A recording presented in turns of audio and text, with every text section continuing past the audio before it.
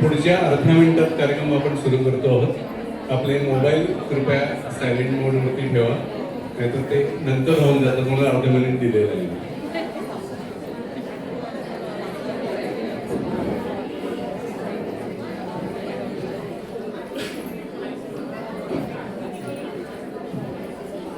स्वागतम स्वागतम सुस्वागतम.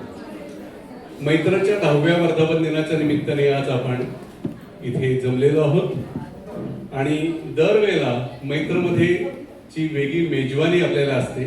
मी खाण्याची म्हणत नाहीये, वैचारिक मेजवानी म्हणतोय. आज खाण्याची मेजवानी महाशिवरात्र आहे, त्यामुळे ती वेगळी असेल. मैत्रच्या 10व्या वर्धापन दिनानिमित्त सर्व मैत्र सदस्यांचं खूप खूप अभिनंदन आणि मेधा आणि आत्या त्यांचंही खूप अभिनंदन. सातत्याने एक ऍक्टिव्हिटी करणं हे खूप अवघड काम आहे आणि तुम्ही सातत्याने येत आहात मैत्राला, हे खूप महत्वाचं आहे. बरं वाटलं मला. कायम पुणेकर आणि टाळ्या असा जोक केला जातो, पण तुम्ही स्वतःसाठी टाळ्या वाजवून घेतल्या हे चांगलं झालं.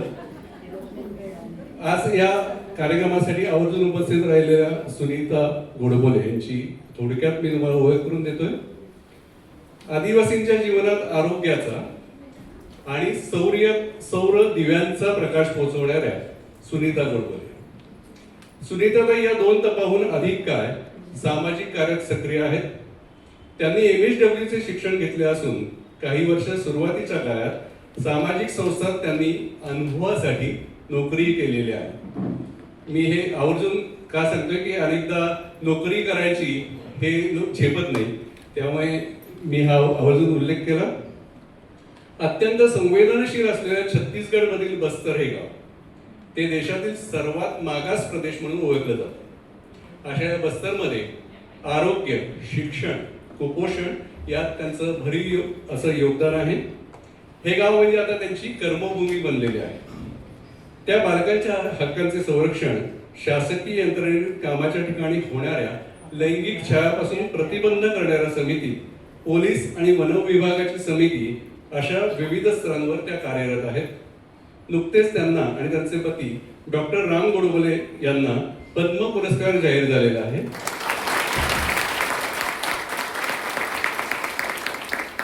हा इतका मोठा पुरस्कार त्यांच्या नावावर नोंदवला जाण्यापूर्वी म्हणजे 1990 पासून त्यांनी कामाला सुरुवात केल्यानंतर पहिला पुरस्कार त्यांना मिळाला 2001 मध्ये, तो होता नातू पुरस्कार. त्यानंतर दुसरा पुरस्कार 11 वर्षांनी म्हणजे 2015 साली सरस्वती पुरस्कार त्यांना मिळाला आणि त्यानंतर पुढील 2 वर्ष म्हणजे 2016 आणि 17 असं मातृस्मृती आणि बाया कर्वे पुरस्कारांनी त्यांना सन्मानित करण्यात आलेलं आहे. ही पुरस्कारांची वर्ष मी इतकी विस्ताराने सांगण्यामागचं एकमेव कारण म्हणजे सुनीताताई या पुणेकर आहेत. त्याच्या पुढचं जास्त काय जोरात वाजवण्यासारखं आहे की पुणेकर माणूस हा आपण निवडलेलं कर्म इमाने बरे करत राहतो. तो फळाची अपेक्षा म्हणजे भगवंतांनी गीतेत सांगितल्याप्रमाणे फळाची अपेक्षा म्हणजे पुरस्काराची अपेक्षा तो कधीही करत नाही. पुरस्काराच्या मागे तो धावत नाही. याच्यावरती टाळ्या वाजवला. अशा सुनीताताई मी रंगमंचावर आमंत्रित करतो आणि पुढील सूत्र मी मेधाकडे सोपवतो. धन्यवाद.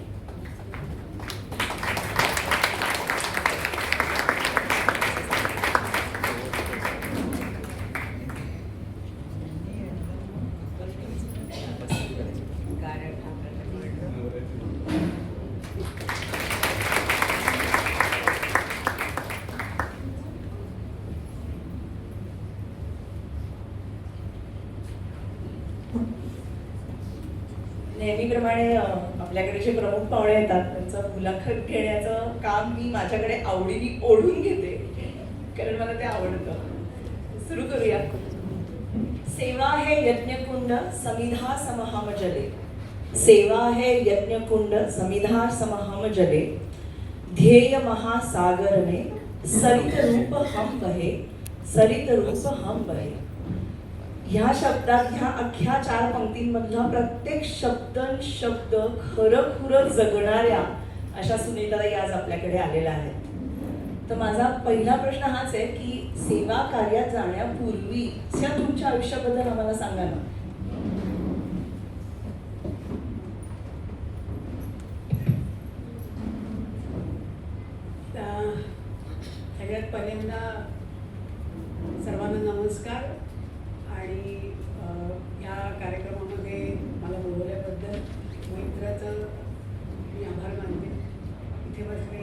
सर्व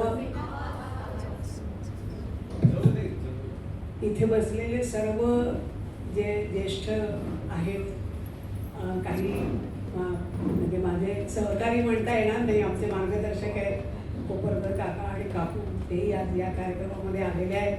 आमचा खूप मोठा आधारस्तंभ आहे ते या सर्व कामाचा. आणि मला स्वतःला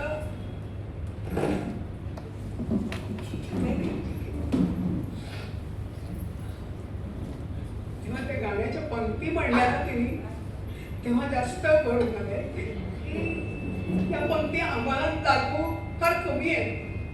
आम्हाला ह्या पंक्ती खरं म्हणजे आज आम्ही ज्यांच्यामुळे आहोत असे आपल्या राष्ट्रीय स्वयंसेवक संघाचे अनंत प्रचारक आणि ज्यांच्या मार्गदर्शनामुळे, त्यांच्या प्रेमामुळे आम्ही आज इथपर्यंत पोहोचलो आहोत. अशा सर्व लोकांच्या आठवणी मला कायम, मी जेव्हा कुठल्याही प्रकारे लोकांची संवाद साधते, लोक आमचं कौतुक करतात, आमच्याबद्दल काही चांगले शब्द बोलतात, तेव्हा मला जास्त असं वाटतं की ह्या सगळ्याला त्यांच्यामुळे आम्ही आज लोकांपर्यंत पोहोचतो आहोत आणि अशा तिथे राहून व्यवस्थित कामही करू शकतो आहोत.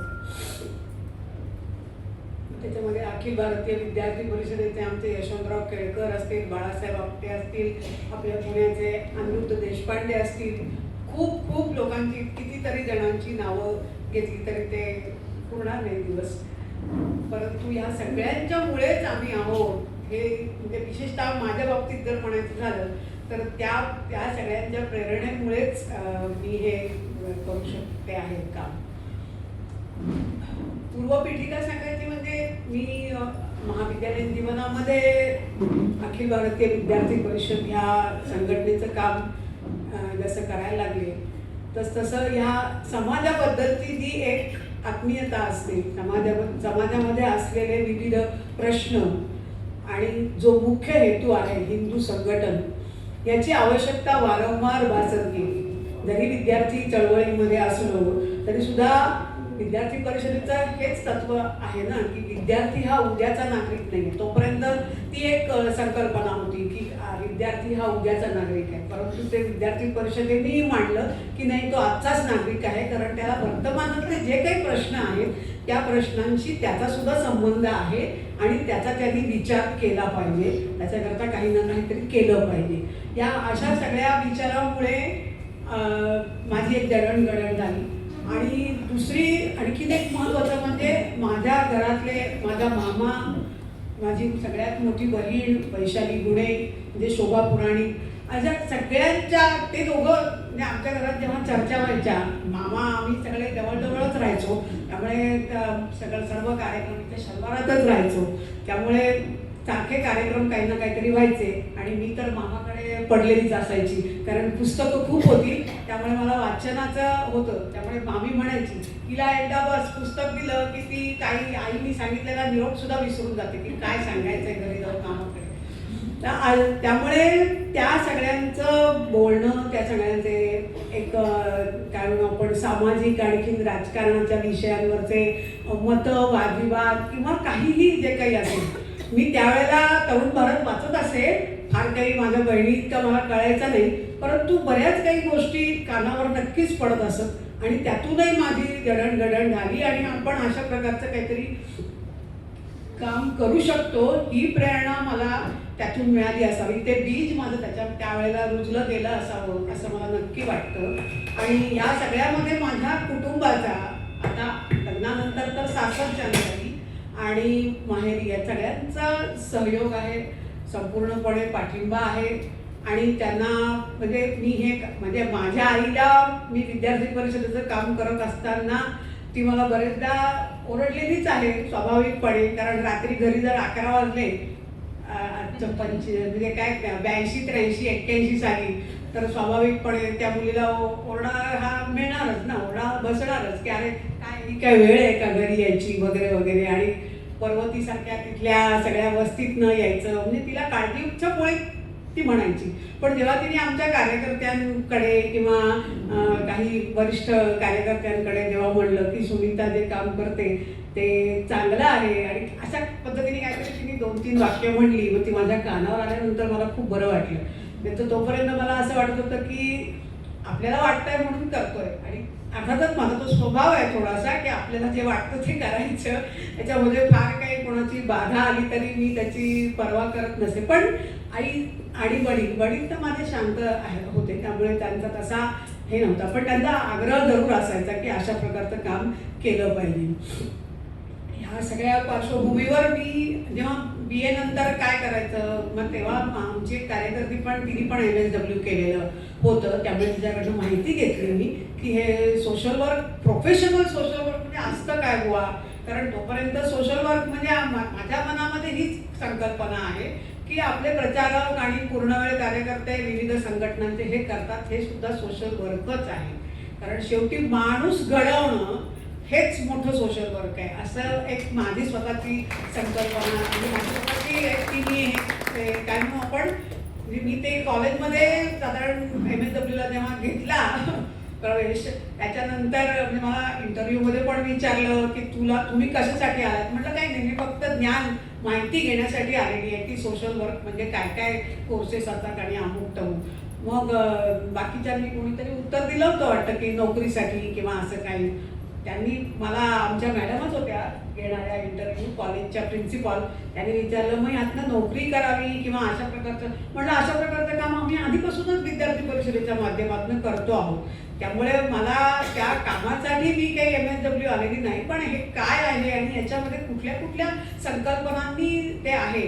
आणि जसजसा आमचा, म्हणजे मी हे जरा लांबून एवढ्यासाठी सांगते की कशी एक आपल्याकडे आपण त्याचा विचार करत नाही की त्यावेळेला मी जेव्हा शिकायला लागले तेव्हा माझा त्या प्राध्यापकांशी किंवा विशेषतः 2-3 बाई होत्या त्यांच्याशी माझा हा थोडासा हे झाला की म्हटलं ही जी सगळी आम्हाला क्रमिक पुस्तकं आहेत ती सगळी म्हटलं इंग्रजी किंवा अमेरिकन लेखकांची आहे.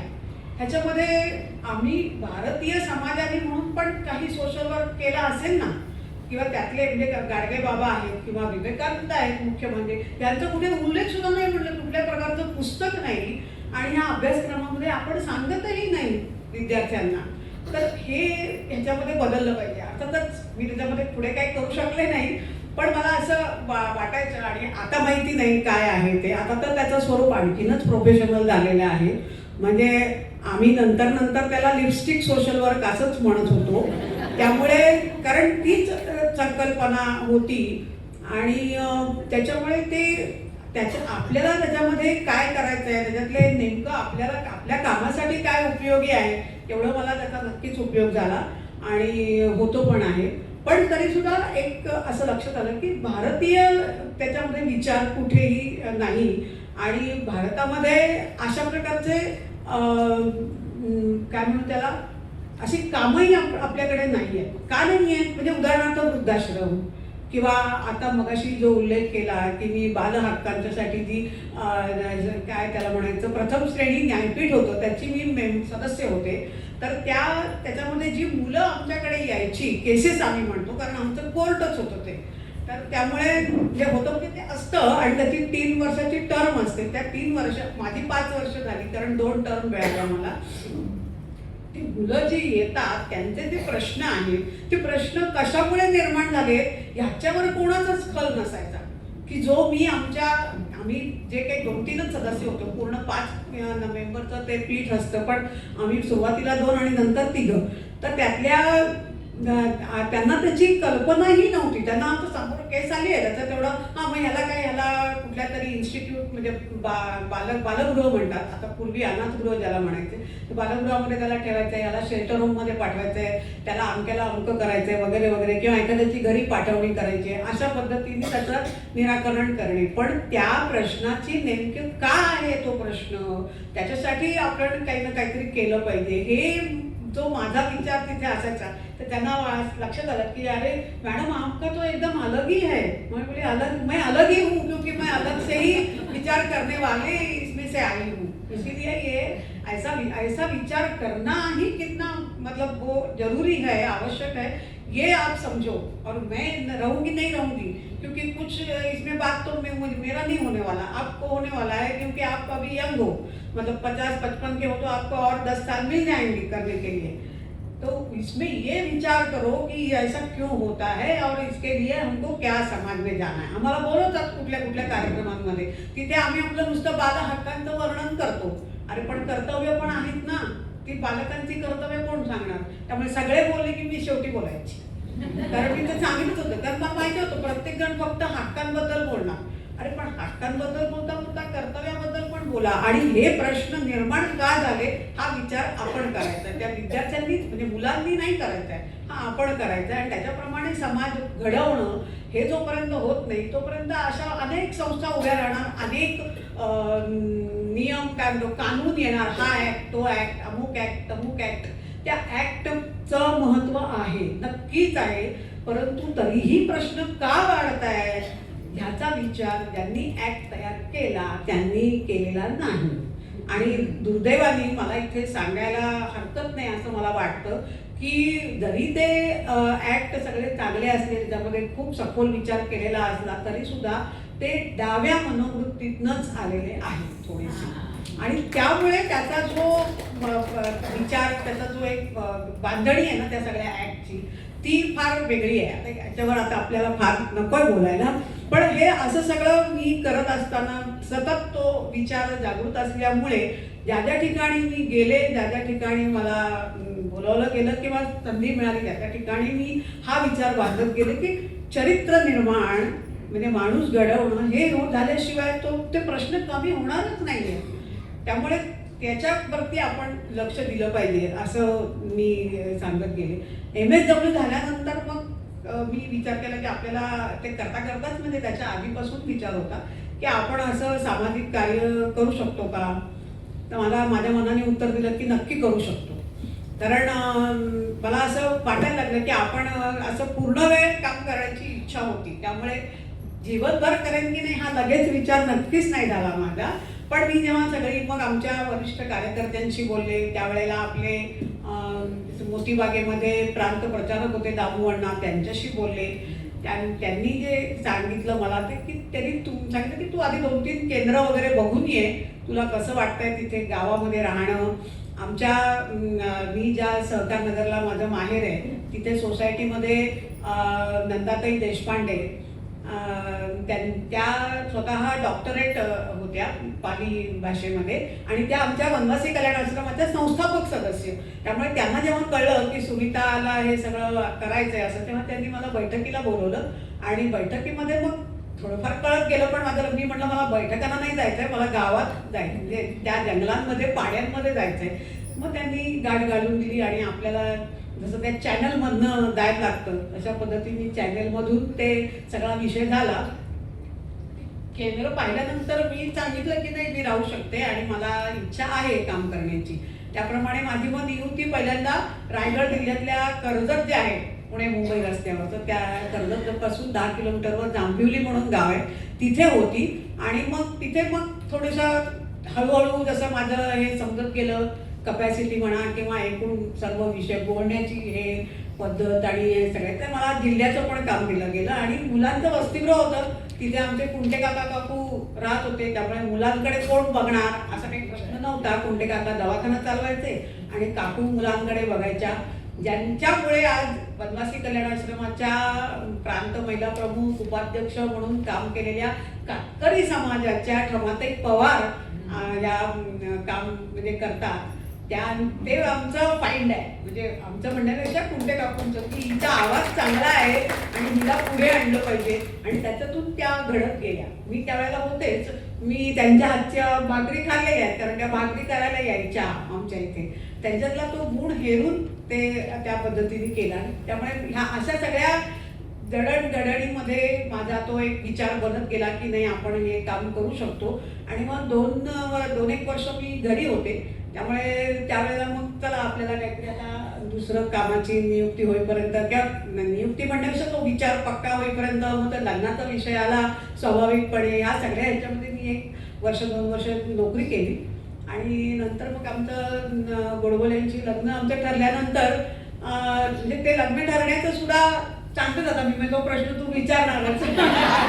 त्यामुळे गोडबोलेंची लग्न ठरायचं कारण हेच होतं, कारण मी सांगत होतो की मला हे काम करायचंय. आईनी जेव्हा काय 2-4 मुलं बघितली वगैरे तेव्हा मी म्हटलं की नाही आता ही वेळ आहे, उगाच काही अर्थ नाही घरच्यांना पण आपण त्रास देण्यामध्ये.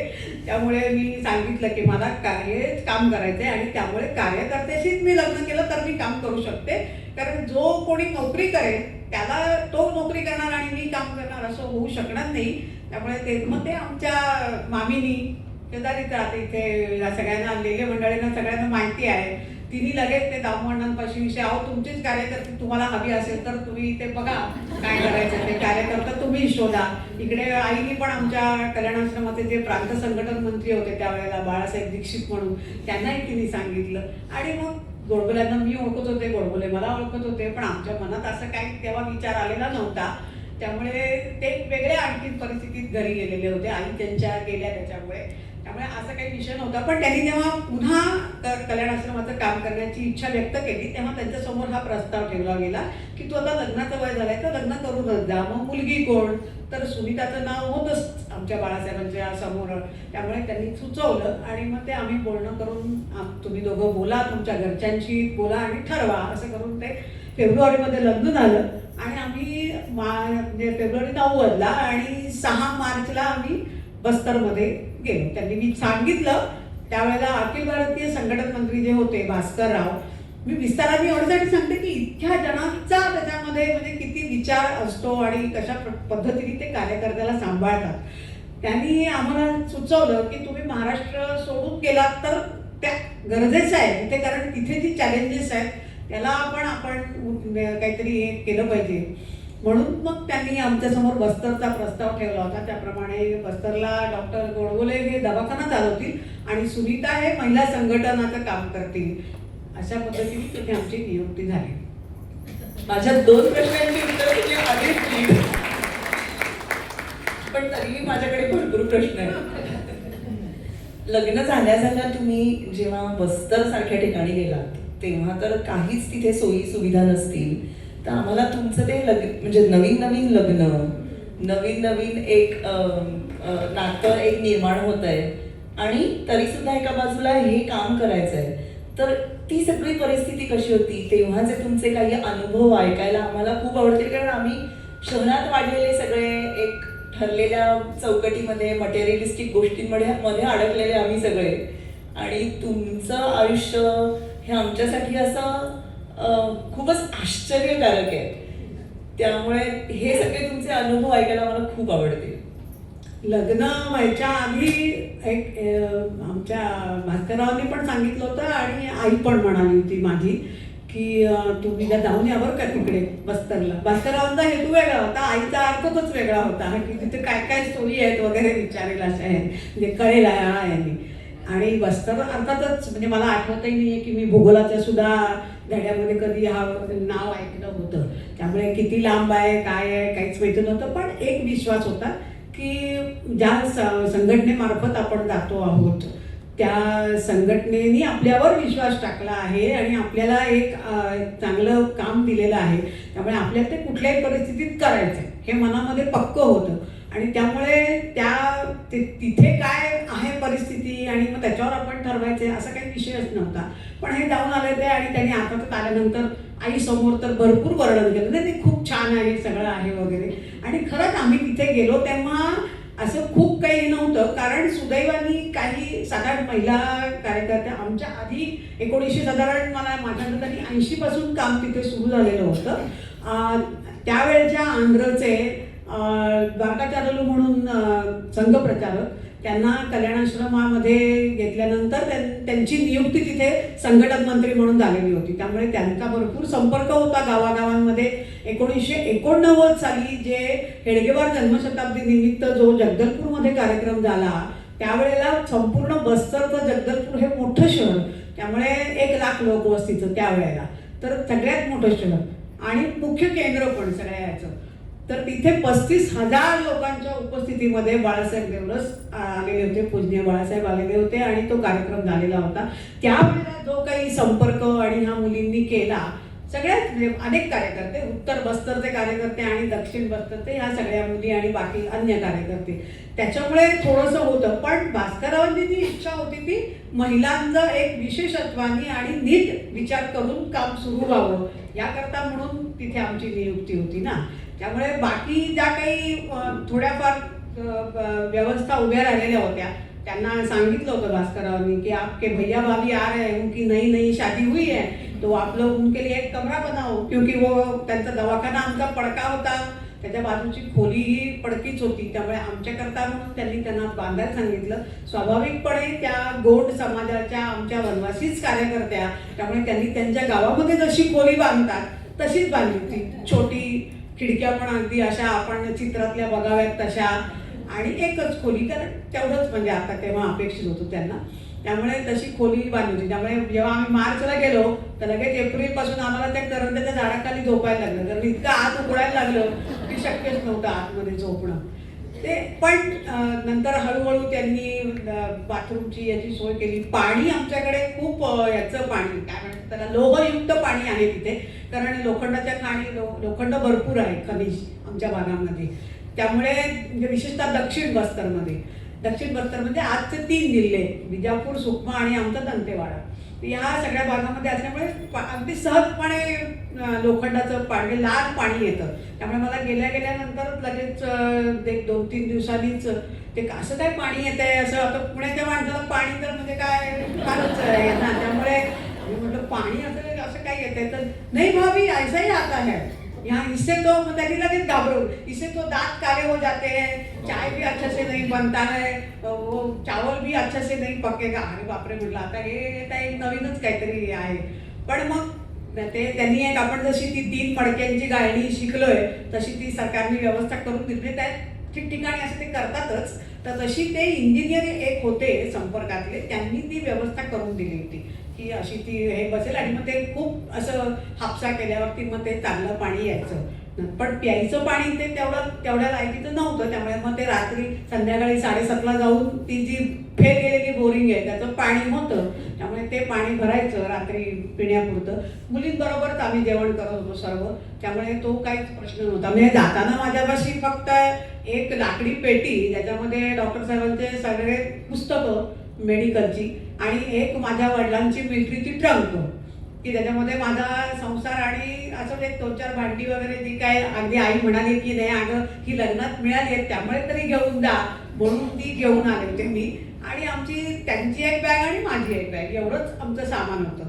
त्यामुळे तिथे गेल्यानंतर जे काही कसं आपल्याला राहायचं आहे हे ह्याचा म्हणजे काय म्हणू आपण त्याला, थोडासा वस्तुपाठ, कारण डॉक्टरही आधी नाशिक जिल्ह्यामध्ये काम करत होते, मी पण कल्याण समाजाची कार्यकर्तीच होते. त्यामुळे त्याचा एक मानसिकता होतीच की आपल्याला तिथे कशा पद्धतीने राहायचं आहे. आणि खरं म्हणजे ती सुरुवातीपासूनच माझी होती असं, म्हणजे मी आता बघते तेव्हा लक्षात होतं. कारण परिषदेमध्ये पण काम करत असताना आम्ही झोपडपट्टीमध्ये वगैरे जात असू ना.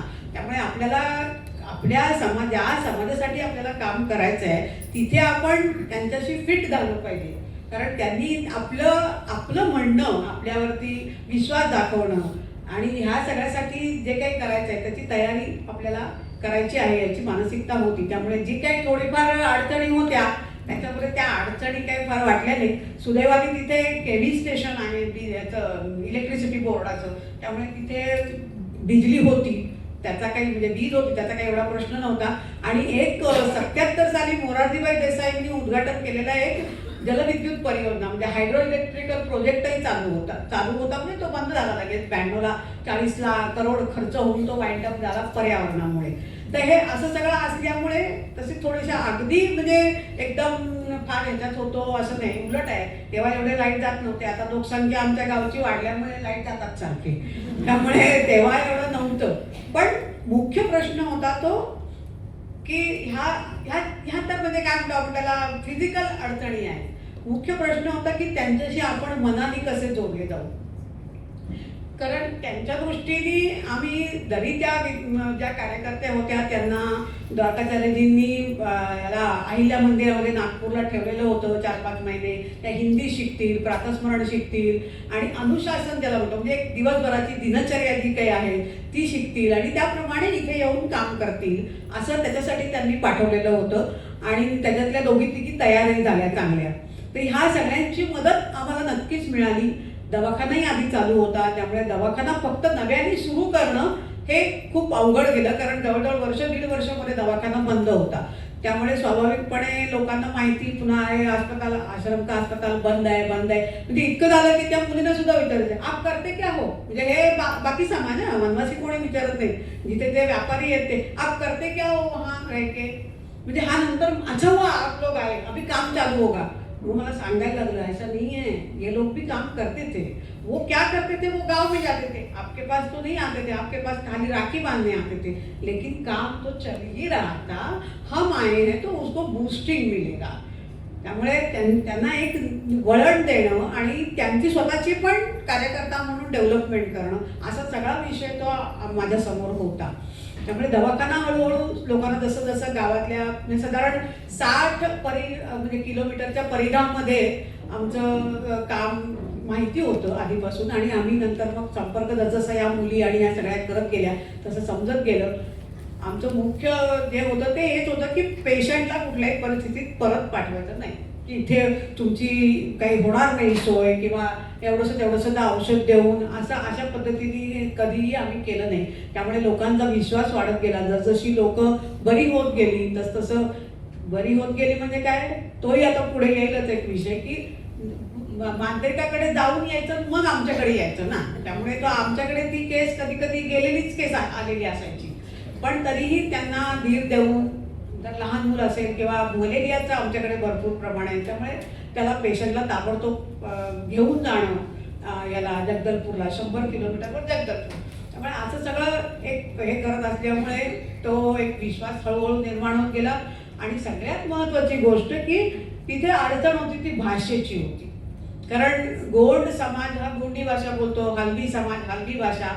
मी ज्या भागात राहत होते तिथे हे दोनच जास्त करून समाज आहेत. बाकी मग दोरला, दुर्वा, भत्रा आणि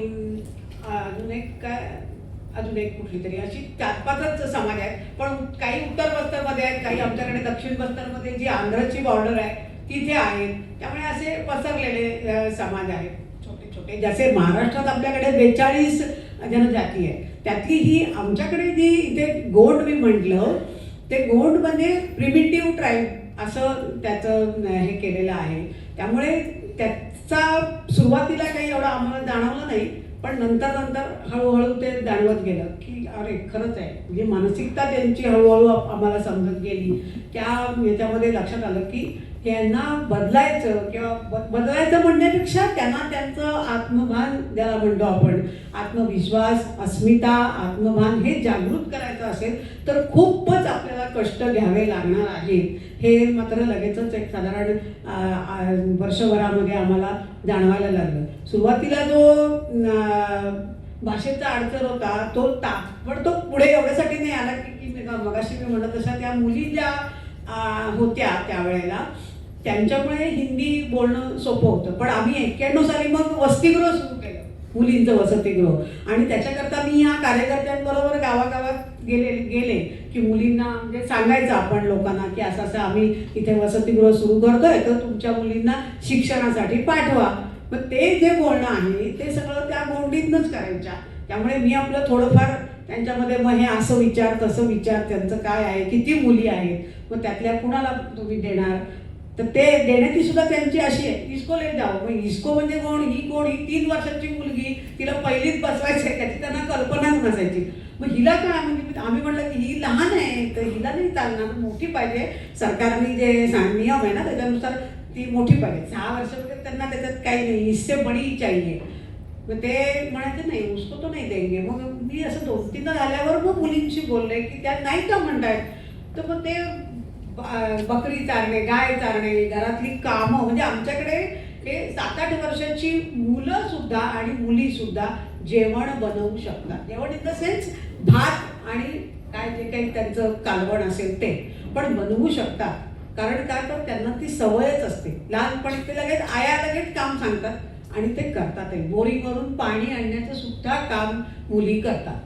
त्यामुळे तो एक त्यांना आधार असतो ना. शेवटी ती त्यांचं जी जीवन पद्धती आहे त्या जीवन पद्धतीमध्ये त्यांना मॅन पॉवर मनुष्यबळाची अतिशय आवश्यकता आहे. कारण शेती हा मुख्य व्यवसाय आहे आणि त्याच्याबरोबर वन उपज गोळा करणं म्हणजे शेती एक बार म्हणजे एक काय पहिल्या ह्याच्यामध्ये शेतीच्या पावसाळी याच्यामध्ये आणि नंतर आता डिसेंबर जानेवारी नंतर वेगवेगळे जे वनामध्ये जी काही वनोपज मिळते मग त्याच्यामध्ये महुआ असेल, आंबा असेल, चिंच असेल किंवा अगदी टाकळा ज्याला आपण म्हणतो त्या टाकळ्याच्या बिया सुद्धा गोळा करून त्या व्यापाराला विकायच्या असं असल्यामुळे म्हणजे बाजारात विकायच्या ही पद्धत असल्यामुळे मनुष्यबळ भरपूर लागतं त्यासाठी आणि त्यामुळे त्यांची ती मानसिकता बनवणं त्यांना ते समजावून सांगणं असं सगळं करायला लागलं. आणि त्याच्यातनं मग आमचं 1991 साली मुलींचं वसतिगृह सुरू झालं आणि मग माझंही त्याच्याबरोबर त्यामुळे गोंडी शिकणं सुरू झालं. कारण मुलींशी संवाद साधायचा असेल तर आपल्याला गोंडी भाषा यायला पाहिजे आणि साधारण मी 1 वर्ष 1.5 वर्षामध्ये ती भाषा शिकले. भाषा ती थोडी दक्षिणी वायनाची आहे त्यामुळे म्हणजे तेलुगू आणि थोडेसे काही केरळी शब्द पण आहेत त्याच्यामध्ये, संस्कृत शब्द सुद्धा आहेत आणि त्यामुळे ती भाषा शिकण्यामध्ये जो एक मला हे काय म्हणू आपण त्याला मुलींच्या बरोबरीने आणि माझ्या स्वतःचे आवड असल्यामुळे मी ती लवकर शिकले आणि लवकर शिकल्यामुळे संवाद सोपा झाला. गावामध्ये मी एकटी पण जाऊ शकले म्हणजे जायला लागले म्हणजे कुठेही गेलं तरी कारण तोच अडचण होता की घर मिळालं नाही किंवा आपण कोण आहोत हे कसं सांगायचं. पण तो भाषा शिकल्यामुळे तो खूप मोठा झाला आणि त्याचा दुसरा फायदा हा झाला गावामध्ये विशेषतः की त्या बायकांना अरे ही कोणी बाहेरची आहे असं वाटायचं नाही. जरी माझी सगळी म्हणजे वरचं जे काही रंगरूप आहे वेशभूषा आहे त्याच्यात त्यांना नक्कीच माहिती होतं की येतो बाहेर म्हणजे पायका म्हणतात आमच्याकडे म्हणजे शहरी. तर पण ही शहरी असली तरी हिला आपली भाषा कशी काय येते म्हणून मग त्या जवळ यायला लागल्या आणि जवळ आल्यामुळे स्वाभाविकपणे संवाद पण खूप सोपा झाला. माझा पुढचा प्रश्न हाच आहे की ह्या सगळ्या वनवासी लोकांचं आयुष्य कसं आहे म्हणजे त्यांचा धर्म, चालीरीती, कुटुंब संस्था किंवा लग्न संस्था हे सगळं राहणी हे सगळं कसं आहे. वनवासींची जीवन मी मगाशी म्हणत असं की त्यांची मूळ शेती आणि वनोपज याच्यावरच त्यांची सगळी जीवन हे अवलंबून आहे. पण त्याच्यातही म्हणजे काय लग्नसंस्था म्हणता येईल तर लग्नसंस्था, कुटुंब संस्था हेही त्यांच्या प्रमाणात आहे. पण त्याच्यामध्ये एक प्रकारची टोळी मानसिकता अजूनही दिसते. म्हणजे आता नाही आहे एवढं प्रमाण, आता उलट आहे. ते कसं ते सांगते. पहिल्यांदा जेव्हा आम्ही गेलो ना तेव्हा असे लगेच नाही पण असे काही काही प्रश्न मुलींच्या मध्ये म्हणजे ऐकायला मिळायला लागले की उसको भगा के ले गया वगैरे. तर मी म्हटलं बापरे ही अशी पण पद्धत आहे का इकडे.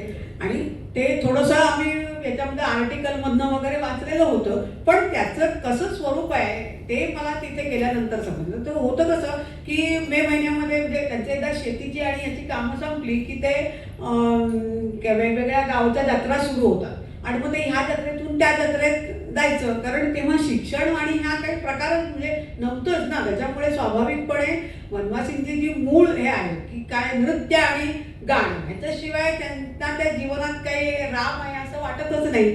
त्यामुळे स्वाभाविकपणे ह्याच्यासाठी त्या वेगवेगळ्या गावांमध्ये एकदा जत्था निघाला तरुणांचा, युवक युवतींचा एका गावातनं की तो ह्या गावी तो ती जत्रा जाणार, तिथे नाचणार दिवसभर अमुक तमुक. मग ते डाळ किंवा काय जे असेल ते तांदूळ बिंदूळ बरोबर घेतलेले असतात आणि ते घेतच पुढे असे 3-4 वगैरे करून आले की मग ते पुन्हा घरी येतात. आता ह्या सगळ्या ह्याच्यामध्ये स्वाभाविकपणे त्यांचं कोणाशी तरी जुळतं किंवा एखाद्या मुलाला वाटू शकतं की ही मुलगी मला आवडली आहे. पण त्या मुलीला जर तो आवडला नसेल तर खरं म्हणजे लग्न करता येत नाही. पण तरीही ते जबरदस्तीने पळवून नेत होते आणि काही गावातनं असं घडत होतं. अगदी सर्रास घडत नव्हतं पण तरीही घडत होतं. आणि त्यामुळे त्याच्यासाठीचा प्रतिकार करण्यासाठी म्हणून आम्ही म्हणजे मी सुद्धा आमच्या कार्यकर्त्यांबरोबर त्या गावामध्ये ते समजून घ्यायला म्हणून मी गेलेले होते की नेमकं आहे काय. पण ते मानलं, गावातल्या लोकांनी त्यांची पंचायत बसली आणि ते मानलं आणि त्यांनी त्या मुलीला स्वीकारलं घराने, ही सगळ्यात पहिली महत्त्वाची गोष्ट.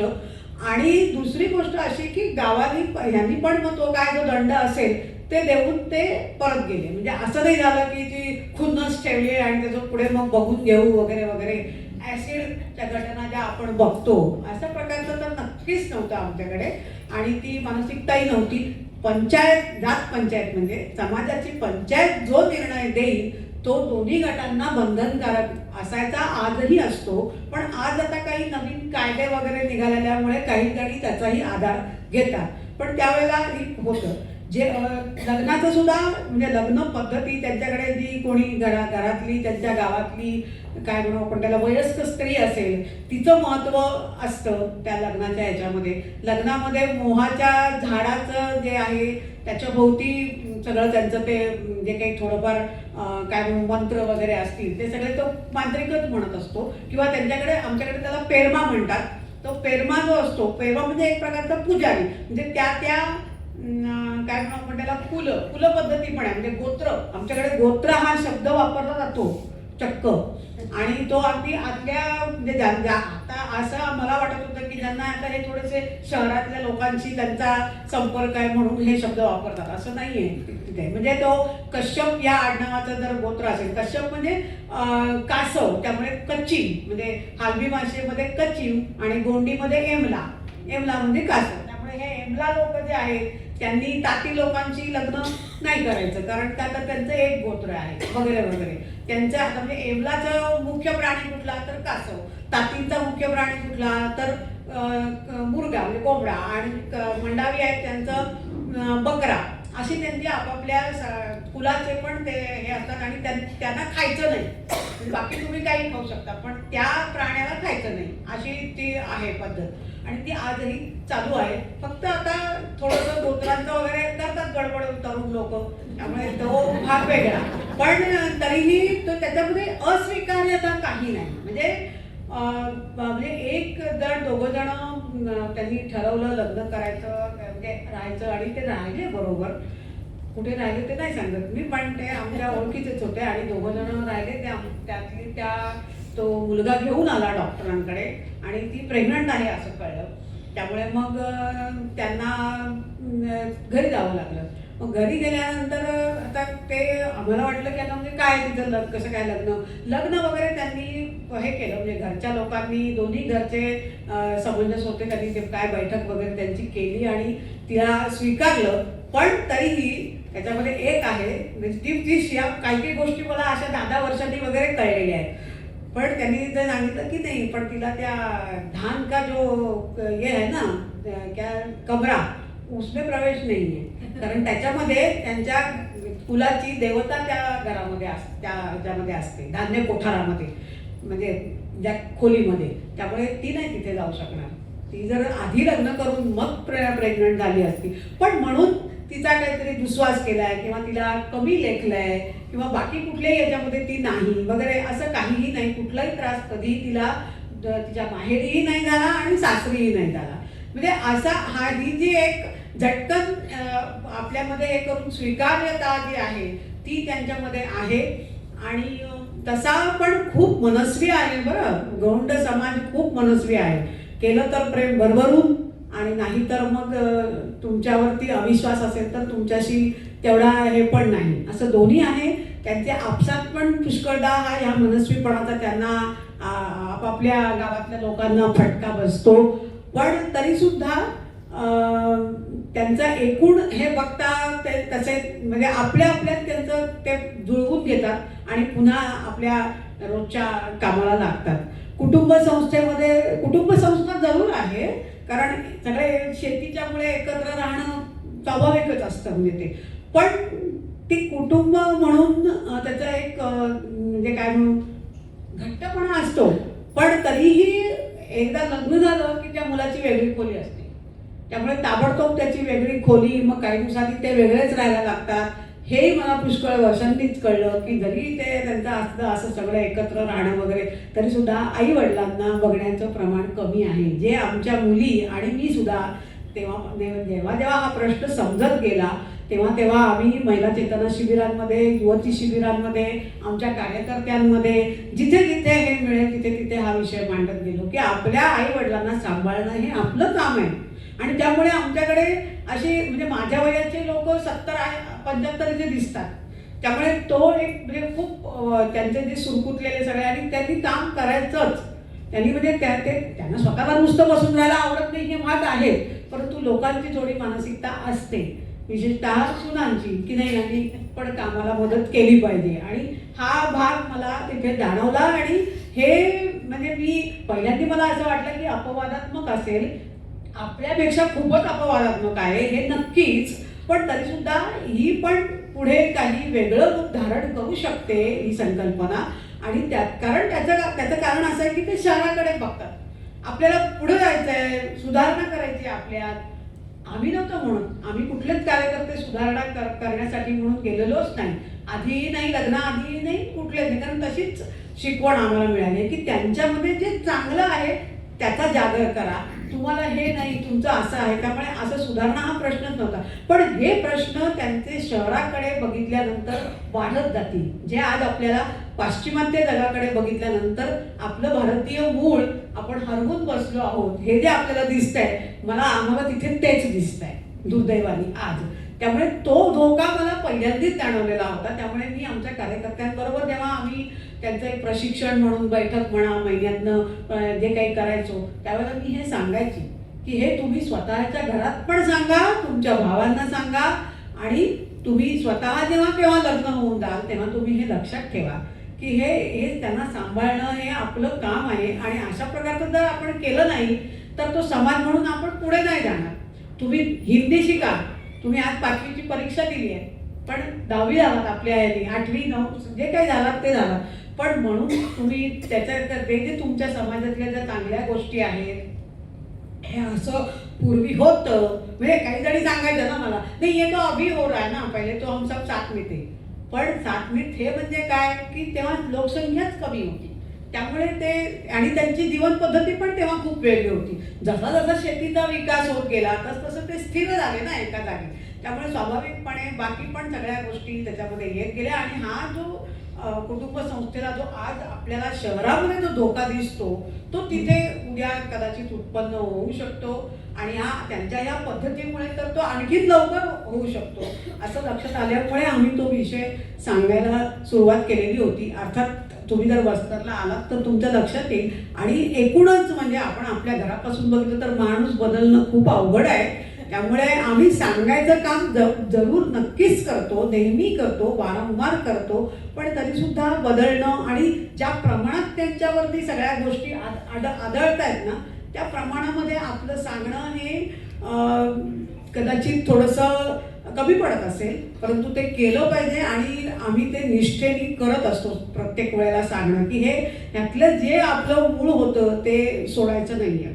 त्यातली एक छोटीशी गोष्ट सांगते मी की आमच्याकडे एक पद्धत अशी आहे, म्हणजे कल्याणाश्रम कुठलाही कार्यक्रम हा लोकसहभागातूनच करतो. आमच्याकडे कुणीतरी आपल्यासारखे लोक सगळे देतातच आर्थिक मदत, पण तरीही आम्ही जी काही संमेलनं, शिबिरं, असं जे काही कार्यक्रम करतो, अगदी रामनवमी, रक्षाबंधन सारखे कार्यक्रम करतो, ते सुद्धा, रक्षाबंधन तर फार वेळ नसतं, पण रामनवमीला सुद्धा बाबा तुम्ही वो भगवान आहे ना उसके लिए भोग लाना है, कोणी कोणी कोंबडा वगैरे पण आणतात, ती गोष्ट वेगळी, पण आपल्याला द्यायचं आहे. आणि कल्याण आश्रम हा आपला आहे. हा कोणीतरी ते 2-4 कोण आले द्वारकाचारून त्यांना चष्मेवाले म्हणायचे, कारण ते चष्मा घालायचे, त्यामुळे त्यांना गोंडी भाषेमध्ये नालू कोंडा म्हणजे 4 आंखवाले असं म्हणायचं. कोंडा म्हणजे 8, नालू म्हणजे 4, त्यामुळे 4 आंखवाले, वो 4 आंखवाला आया था, वो 4 आंखवाला अभी दिख नहीं रहा है वगैरे वगैरे.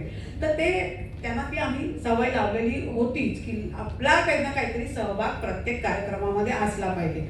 मग जेव्हा मकर संक्रांतीला जेव्हा धान संकलन ही जी संकल्पना आज संपूर्ण भारतभर कल्याण आश्रम राबवतो, त्याचा आमच्याकडे कसं सांगितलं आम्ही की आपण कोठारात जेव्हा पूर्ण धान्य आपल्या कोठारामध्ये ठेवतो तेव्हा काही धान्य आपण बाहेर काढून ठेवतो. का बरं काढून ठेवतो? तर ते जे कोणी आपल्या गावामध्ये गरीब आहेत त्यांना द्यायचं आहे. त्याला गोंडी भाषेमध्ये पोला शब्द आहे, म्हणजे पोला आता तो काढून ठेवायचा सुबर म्हणा, त्याची जेवढी कपॅसिटी असेल आणि इच्छा असेल त्याप्रमाणे तर तो द्यायचा आहे जसं आहे. ही जशी तुम्ही करता त्याचाच भाग म्हणून हे आश्रमाला पण तुम्ही हे आपलेच आहे. म्हणजे आम्ही कित्येक वाड्यांमध्ये गावांमध्ये त्या गावातल्या मुली आपल्या वसतिगृहात नव्हत्या तरी सुद्धा ते आपलं समजून देत होते. कारण का तर त्यांच्यामध्ये ती भावना आम्ही त्यांची ती पूर्वापारची जी पद्धत आहे त्याचा हे करून उपयोग करून ती भावना त्यांच्यामध्ये निर्माण केली. तर हे असे जे काही चांगलं आहे आपल्या समाजामध्ये त्याचं आपण जतन केलं पाहिजे. आपल्या समाजामध्ये आपण घरातल्या सगळ्यांना सांभाळूनही घेत होतो, जरी वेगवेगळे राहत असलो काही असलं तरी सांभाळून घेत होतो. मग त्याच्यामध्ये कोणी अपंग असतील, कोणाला आई वडील नसतील तर ते सांभाळून घेत होतो. आम्ही जेव्हा CWCचं काम करत होते तेव्हा मगाशी मी उल्लेख केला की अशी जी मुलं यायची आमच्या समोर, काय होतं सरकारचे मजबुरी असते ना, मजबुरी म्हणजे आजच्या कुठल्याही सरकारची ती मजबुरीच होती की जे काही कायदे आहेत त्या कायद्यांची जाण समाजामध्ये पसरली पाहिजे. म्हणून ते गावामध्ये जाऊन आमचा चाइल्ड प्रोटेक्शन विभाग आहे तो ठिकठिकाणी अशी घ्यायचे काय ते पंचायतीमध्ये सभा आणि सांगायचं शाळांमध्ये की अशी मुलं असतील तर त्यांचा सरकार सांभाळ करेल वगैरे वगैरे. असं मी वर्षभर घालवलं. काय आहे तो कायदा पण समजून घ्यायचा होता त्यामुळे. आणि मग मी सांगायला सुरुवात केली की अरे आप लोग ऐसा अगर करोगे कि किसी का माँ मर गई है, किसी की पिताजी मर गया है इसलिए वो अनाथ हो गया, और मैं बोली अनाथ तो लाओगे 18 साल के बाद क्या करोगे, जब बच्चा मैच्योर हो जाएगा तो उसको तो घर भेजना है, वो मालूम है मुझे, लेकिन आप लोग क्या करोगे डिपार्टमेंट, नहीं डिपार्टमेंट क्या करेगा, वो मैच्योर हो गया. मैं बोली वो गया अगर और उसको गांव में बोलेंगे कि आप अभी नहीं है, कौन है क्या है, अभी नहीं आना, आपको जमीन नाही आहे. हे प्रश्न मला तिथे जाणवले. मग मी त्या गावातल्या लोकांबरोबर बोलायला सुरुवात केली.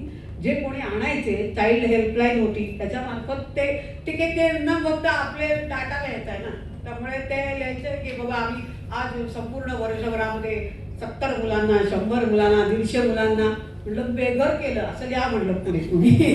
कारण तुम्ही म्हणजे काय तुम्ही हा विचारच नाही आहे ना. आणि हा विचार सरकारी संस्था करतील असं नाहीये. पण तुम्हाला जे म्हणलं मला इथे नेमलंय ते मी सामाजिक कार्यकर्ता म्हणून मला नेमलंय, त्यामुळे मी तशाच पद्धतीने विचार करणार. त्यामुळे मी गावागावामध्ये जेव्हा जायची तेव्हा ते जाते म्हणजे तेव्हा मी हे सांगायचे ॲज ए CWC मेंबर म्हणून की हे तुम्ही तुमच्याकडे ती मुलं कशाला म्हटलं तुमच्याकडे ही पद्धत आहे ना आपल्याकडे की तो मुलगा कोणाच्या ना कोणाच्या तरी घरी राहतो आणि तो तुमच्या बरोबर काम करतो. आता त्याला शिकायला पाठवा, कारण तेव्हा शाळा नव्हत्या पण आता शाळा आहेत, त्यामुळे आता तुम्ही त्याला शिकायला पाठवा. आणि शिकायला तो पाठवतो की ही तुमची जबाबदारी आहे प्रोटेक्शन ऑफिसरची, child protection officer and that department, की तुम्ही तो करताय की नाही पहा ना तुम्ही. आपण ते आणि माझ्या सुदैवानी पुढच्या टर्मला ते आमचं जे काय ट्रेनिंग सेंटर आणि तिथे त्यांनी सांगितलं की कुठल्याही मुलाचं संस्थानीकरण म्हणजे आमचा एक हे असतो ना तो काय त्या न्यायपीठाचं ते आहे की in the best interest of the child. What is the best interest ते आम्ही तय करणार ना. तुम्ही कसं आम्हाला सांगता की त्याला इकडे पाठवा तिकडे पाठवा, म्हणजे आम्ही तय करणार. आणि आमचा हाच निर्णय आहे की त्याला घरातच पाठवायचं, परत त्या गावातच पाठवायचं. आणि त्या गावाने ते केलंय की नाही हे तुम्ही म्हणजे बघितलं पाहिजे. असं ते त्यांना म्हणजे ती. आणि हे झालं सरकारी, पण त्या लोकांमध्ये ही जागृती आम्ही केली की नाही हे तुम्ही हे शिक्षक सुद्धा वनवासी शिक्षक घेऊन यायचे मुलांना. नाही वो ये तो इसका कोई नहीं है. म्हटलं कोई नाही म्हणजे कोण नाही आहे. मग म्हणजे आई उसकी माँ पिता नहीं है, आणि माँ पिता नहीं है, मामा होगा, चाचा होगा, कोई तो होगा, बड़ा भैया होगा, हां वो असं कोणीतरी असलं की त्याचं नाव घेऊन हां तो म्हटलं त्याच्याकडे पाठवायचं. मग त्याचा तो आधी सोशल इन्व्हेस्टिगेशन असतं, त्यामुळे ते सोशल इन्व्हेस्टिगेशन करून म्हणजे त्यात ते जे काही प्रोसेस असेल ते करूनच आम्ही निर्णय करायचो. पण हे जे सतत म्हणजे ती जागरूकता आम्हाला ती सवय लागली की इथे जे आहे चांगलं ते रुजवायचं आणि ते वाढवायचं. ते त्यांनाही सांगायचं की मुळात वनवासी समाजाला असं वाटत होतं ना की आपल्याला सुधारणा म्हणजे विकास म्हणजे काय तर शहरातली लोक जसं करतात तसं. त्यामुळे पहिल्यांदा ज्याला नोकरी लागते ना कुठल्याही वनवासी युवकाला तर तो पहिल्यांदा मोटरसायकल घेतो. मग तो शिक्षक असेल काही असेल त्याला 15,000 रुपये म्हणजे 15,000 रुपये पिऊन आमच्याकडे शिकलेला विद्यार्थी आता मागच्या महिन्यातच मी त्याला भेटले होते तेव्हा भाभी मैंने अभी मोटरसायकल लिया है. म्हटलं हो का. मग म्हटलं कशाला घेतली तू मोटरसायकल, काय पाहिजे. नाही म्हणे मी कॉम्प्युटर शिकायला जातो. मग म्हटलं ठीक आहे. पण नाहीतर माझं लगेच उलट सुरू होतं. ते कशाला पाहिजे ते तुम्हाला बरं त्याच्या घरापासून तो शाळेमध्ये पिऊन म्हणून लागलाय. तो इतका हुशार होता मुलगा खरं म्हणजे आम्हाला असं वाटत होतं की त्याला आपण इंजिनियर करू म्हणून. पण तो वयाने खूप मोठा आला कारण तो खूप लहानपणी आजारी होता. त्यामुळे शाळा उशिरा शिकायला लागली. तर त्याला 20व्या वर्षी 20-22व्या वर्षी तो मला वाटत होतं की तो लहान आहे. मग मला एका कार्यकर्त्याने सांगितलं नाही भाभी वो दिखता छोटा है क्योंकि कमजोर था बचपन में लेकिन वो अभी 20 साल का तो आराम से होगा. तेवढ्या वर्षाला त्यांना लग्न करावं असं वाटणं हे सगळं होतं ना. मग त्यांनी मला न सांगता कुणाशी तरी न सांगता म्हणजे आम्हाला काही कल्पना नव्हती. बाकी सगळ्यांना माहिती होतं आमच्याकडे, आम्हालाच माहिती नव्हतं. पण मग त्याला समजावलं. म्हटलं अरे ठीक आहे ना, आम्ही काही तुला शिक म्हणून हे नाही करणार. तू 12वीपर्यंत शिकलास, फार चांगलं झालं. पण आता तुझा संसार तू त्या डोळसपणाने कर. त्यामुळे तुझ्या मुलाला टीकाकरण करणं अमुक तमुक किंवा मुलगा लगेच आजारी पडला तर त्याला घेऊन येणं, तुझ्या बायकोला प्रेग्नंट असताना म्हणजे मी तर त्याचं लग्न व्हायच्या आधीच हे सगळं सांगून दिलेलं होतं की हे सगळं करायला पाहिजे तर तू आमचा मुलगा म्हणून आम्ही तुला म्हणू. नाही तर म्हटलं माय बात भी नाही करून घे आपसे असं त्याला प्रेमाने सांगितलं होतं मी. त्यामुळे तो दरवेळेला आम्हाला येतो भेटायला, सांगतो की मी हे करतोय मी ते करतोय. हा एक म्हणजे तो एक आनंद असतो ना की असं आपल्या समोर जे घडताना दिसतं पॉझिटिव्ह, त्याच्यातनं ह्या सगळ्यातनं पण आम्हाला ती प्रेरणा मिळत जाते. असं त्यांचं मिक्स आहे. म्हणजे आमचे जे कल्याण आश्रमाचे अखिल भारतीय अध्यक्ष होते जगदेवरामजी उराव म्हणून, ते स्वतः उराव समाजातले वनवासीच. ते जेव्हा बस्तरला यायचे तेव्हा ते नेहमी म्हणायचे ये बस्तर को समजना बहुत कठीण है, मैं अभी तक नहीं इनकी मानसिकता समझ पाया हूँ. म्हटलं मग आता ते नाही समजले तर आम्ही तर काय अजून नवीन म्हणजे माहितीच नाही आम्हाला. आणि आम्हाला अजूनही लोकांना जरी मी गोंडी बोलत असलो काही असलो तरी तो एक थोडासा हे राहतोच. म्हणजे त्यांच्यामध्ये ती आहे की ते आमच्या मुली सुद्धा पटकन सांगणार नाही काय नेमकी काय चर्चा असते गावामध्ये कसं असतं ते. मला खूप वर्ष गेली ती हळूहळू आणि अजूनही अनेक गोष्टी समजायच्या बाकीच आहेत. त्यामुळे मी काही नवीन कळलं की हां मैं तो अभी मरते दम तक शायद बस्तर को सुनते ही रहूंगी सीखते ही रहूंगी असं इतकं ते आहे. कारण त्याचं कारण असं आहे की ती एक जी आधी म्हणजे शेवटी प्रिव्हेंटिव्ह ट्रॅक त्यांना म्हणजे म्हटलंय त्याचं कारणच ते आहे. कारण खूप वर्षांपासून ते या समाजापासून संपूर्ण एकटे पडले, दुर्लक्षित राहिले, एकटेपण पडले, दुर्लक्षित राहिले, एकटे पडले किंवा एका घनदाट जंगलामध्ये राहणारे असल्यामुळे त्यांचं संरक्षण कुठल्या अर्थाने झालं की त्यांच्यापर्यंत मिशनरी लवकर नाही पोहोचू शकले आणि मुसलमान पण लवकर नाही पोहोचू शकले. त्यामुळे इथे जे महाराष्ट्रामध्ये जे प्रश्न आपल्याला दिसतात ते प्रश्न तिथे नाही आहे. म्हणजे मोठ्या प्रमाणात नाही आहे. आजही पॉकेट्समध्ये 40-50 आमच्यासारखेच 40 वर्ष काम केलेले नन्स आहेत, तो भाग वेगळा. पण ते काही ठिकाणी झाले आणि त्यांची हे खूप वेगळ्या प्रकारची होती कार्याची पद्धती. पण असं जे आहे ना त्याच्यामुळे ती थोडी मानसिकता पण लक्षात आली. कारण त्यामुळे बालसंगोपन करायचं किंवा आपल्या मुलाला कशा पद्धतीने वाढवायचं. जंगलात नाही का प्रत्येक प्राण्याचं मूल आपल्या पद्धतीने वाढतं, जो जगतो तो जगतो, सर्व्हायव्हल ऑफ द फिटेस्ट असाच त्यांच्या मनामध्ये विचार असल्यामुळे ते त्या सगळ्या संकल्पना त्यांच्या हळूहळू दूर करणं आणि तिथे योग्य त्यांच्या याला सांगणं हे सोपं काम नव्हतं. आणि आजही नाही, जरी शिक्षणाचं प्रमाण आमच्याकडे वाढलेलं असलं तरी सुद्धा. कारण शिक्षणामध्ये हे काय म्हणतो आपण त्याला एक अभ्यासक्रमाचं शिक्षण असतं ना, त्याच्यामध्ये तुमच्या जीवनाशी संबंधित जे प्रश्न आहेत त्याचं शिक्षण कमीच असतं. त्यामुळे ते सगळं काम जे काही सांगायचं काम आहे ते आम्हालाच म्हणजे करायला लागतं. सामाजिक कार्यकर्त्याला आम्हाला इन द सेन्स असं ते लक्षात आलं. माहित नाही मी तुझ्या सगळ्या प्रश्नांची उत्तरं दिली की नाही, पण म्हणजे सगळ्या इन द सेन्स परंपरांमध्ये आहे, परंपरा जपण्याचा अट्टाहास आहे आणि त्याला चांगलं वळण देण्याचं काम वनवासी कल्याण आश्रम करतो आहे. आणि आमचा त्याच्यातला विशेष सहभाग एवढाच आहे की त्यातल्या ज्या अंधश्रद्धा आहेत त्या कशा दूर होतील आणि त्याच्यातनं त्यांना त्यांच्या ज्या श्रद्धा आहेत त्याला बळ देऊन त्या अंधश्रद्धा ज्या आहेत त्या कशा दूर होतील आणि त्याला काहीतरी नवीन काही आयाम देता येऊ शकतो का. त्यांचे जे काही काय यात्रा, मला सारखा गोंडी शब्द येतोय तोंडात, त्यामुळे हिंदी आठवायला लागलं. त्या जत्रा ज्या आहेत, आपल्याकडे जत्रा म्हणतात, तर त्या जत्रेला मेळ्याला जे काही ते जातात त्यावेळेला जे असतं, त्यावेळेला त्यांना त्या देवतेशी काय देणं घेणं नसतंय. ते नाचायचं, गायचं, तिथे हे करायचं, आपला स्वयंपाक करायचा, ह्याच्यातच असतं. मग त्याची पूजा करा. मग त्यामुळे त्या आम्ही सुरुवात केली की आपण जाऊन तिथे मुख्य पुजारी आहेत त्यांचं सगळं झाल्यावर आम्ही जाऊन तिथे नारळ वगैरे फोडत होतो, म्हणजे फोडतो अजूनही, की ते हे केलं पाहिजे. आणि हे केलेलं आपल्या मुलींना समजलं, आपल्या कार्यकर्त्यांना समजलं तर ते समाजामध्ये पसरेल. आणि त्यामुळे त्या देवी देवतेचं नाव माहिती पाहिजे तुम्हाला. ते आमच्याकडे स्वतःचे नाव पण सांगायला प्रॉब्लेम यायचा. मेडिकल कॅम्पमध्ये किंवा दवाखान्यात आले तरी तिला एका बाईला नाव सांगायला कमीत कमी 3 ते 5 मिनिटं लागायची. कारण तिला ते एकतर पाहिजे. सुरुवातीला तर हिंदीचाच प्रश्न, म्हणजे माध्यमाचाही प्रश्न होता, पण एकंदरीतच म्हणजे तिला विचारलं ना की नाव काय आहे, तर ती विचारच करत राहणार. मग काय बुवा, आपलं नाव काय बुवा, असं तिच्या चेहऱ्यावर प्रश्नचिन्ह. त्यामुळे भयंकर म्हणजे ते मग ते मागची कोणीतरी जर ती जरा बरी असेल शहाणी, तर मागच्या हातातच त्यांनी शहाणी असते, कारण तिला असतो ना तो प्रश्न, हिला विचारलेला असतो. त्यामुळे तिला बताव ना हिडमे बोलके, म्हणजे ते गोंडीनं आले केला हिडमे म्हणजे केला, हिडमे म्हणून सांग ना लवकर, असं ते होतं. तर ते हे सुद्धा त्यांना म्हणजे अशा छोट्या छोट्या गोष्टी आम्ही काम केलं म्हणजे काय, तर ह्या खूप छोट्या गोष्टींवर पण लक्ष देऊन केलं. आणि ते त्यांच्या जीवनाशी निगडीत असल्यामुळे त्यांना ते सोपं वाटलं. खूप मोठी भाषणं देऊन तुम्ही असं केलं पाहिजे, तसं केलं पाहिजे.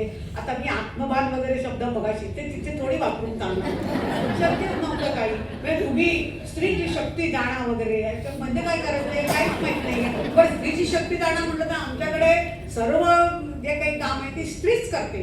म्हणजे पांचजन्य जे आहे दिल्लीचं आपलं संघाचं जे हे आहे मासिक, त्याचे जे त्यावेळेला तरुण विजय म्हणून संपादक होते, ते आले त्यावेळेला त्यांनी जो लेख लिहिला नंतर त्याचं हेडिंग हे होतं, बस्तर में काय पुरुष मुर्गा लढाई खेळते है और महिलाएं घर संभालती है, पूरा ये संभालती है. आणि ती वस्तुस्थिती होती आहे अजूनही.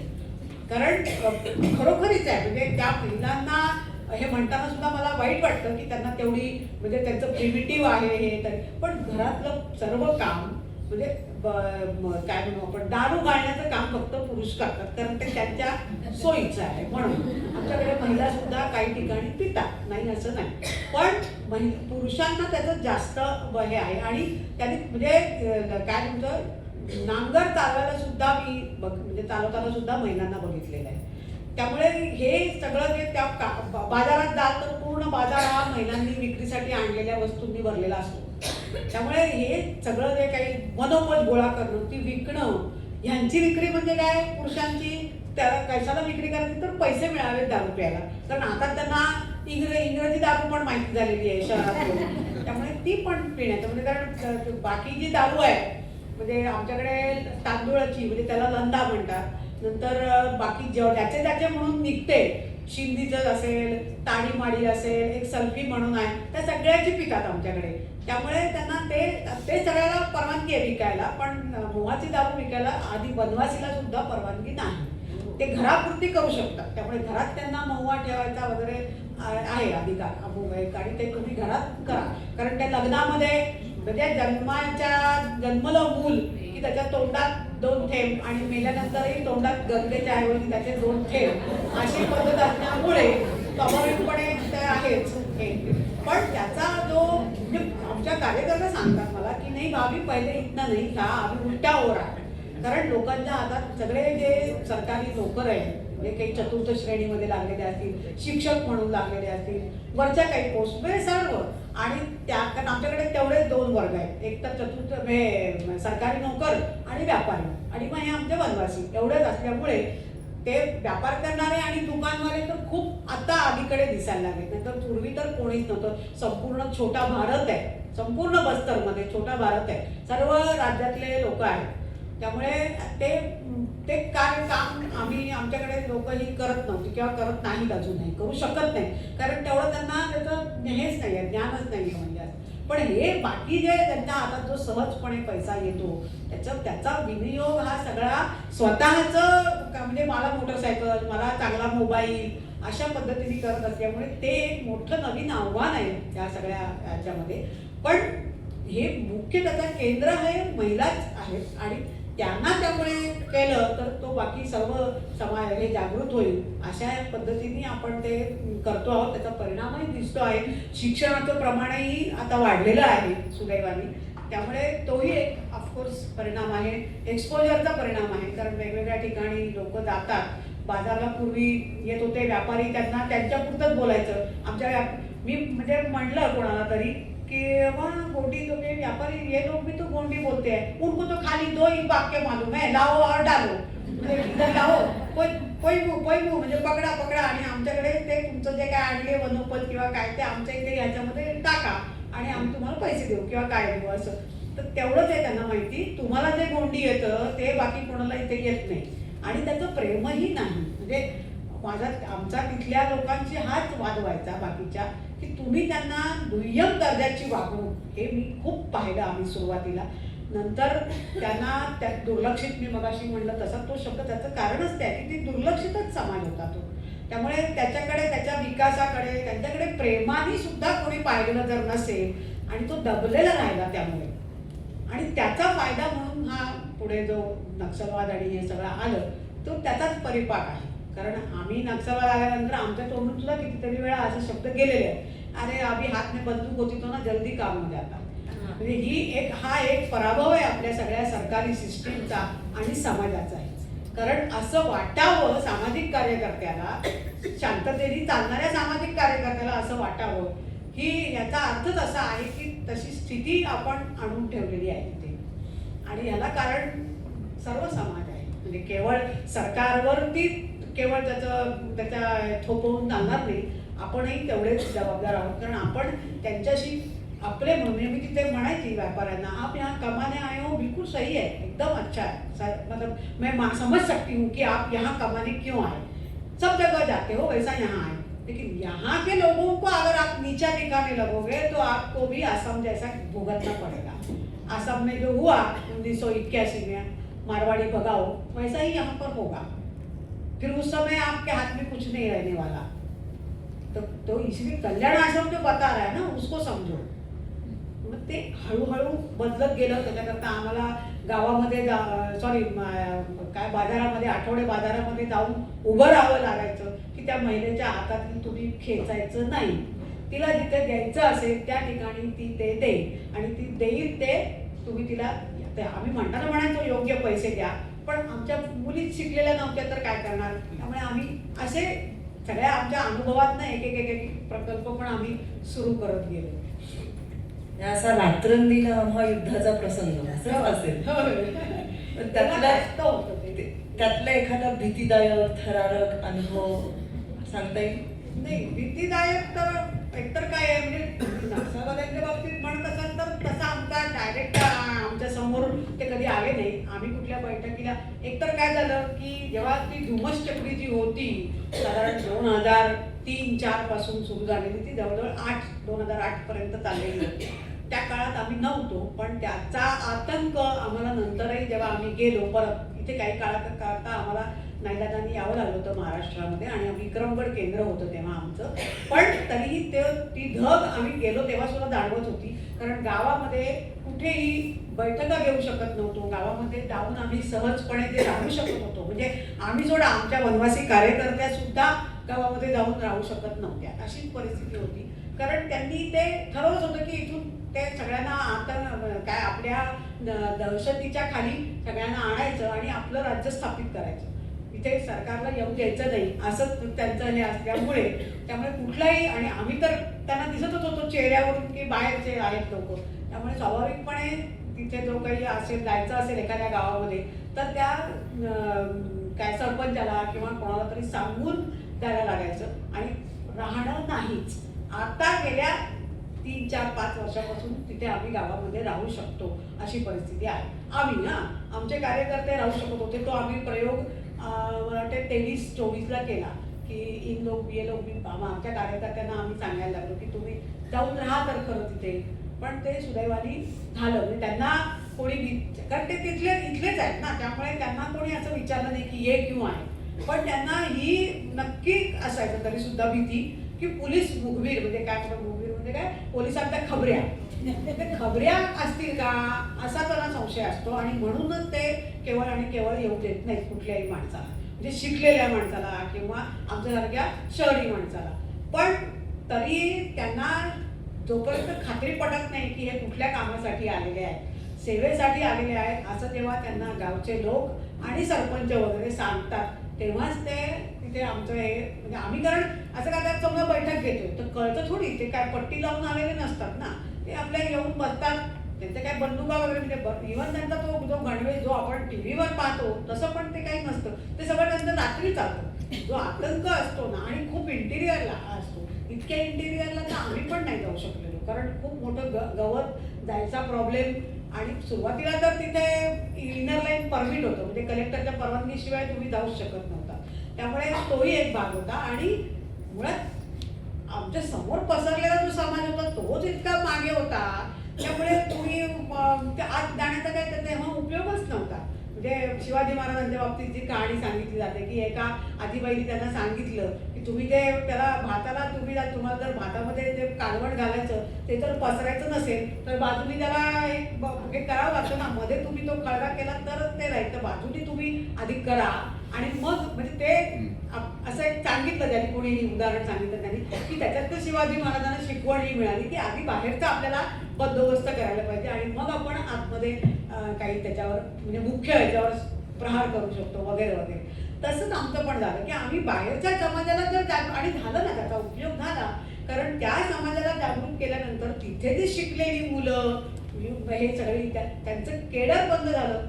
सरकारने पण एकीकडून आमच्याकडे आता एज्युकेशन हब आहे आमच्या तालुक्याच्या ठिकाणी, आमच्या दंतेवाडा जिल्ह्याचा जो तालुका आहे तिथे educational Atal Bihari education hub आहे, कारण तिथे वेगवेगळ्या प्रकारच्या शाळा, त्या वेगवेगळ्या नावानी, खेळ परिसर असेल, कन्या परिसर असेल, अशी वेगवेगळी नावं देऊन परिंदे, नन्हे परिंदे म्हणजे छोट्या छोट्या मुलांसाठी नवोदयमध्ये ज्या परीक्षा होतात तिथे जे ॲडमिशन मिळण्यासाठी, त्याच्यात असं वेगवेगळं ते सुरू झालं.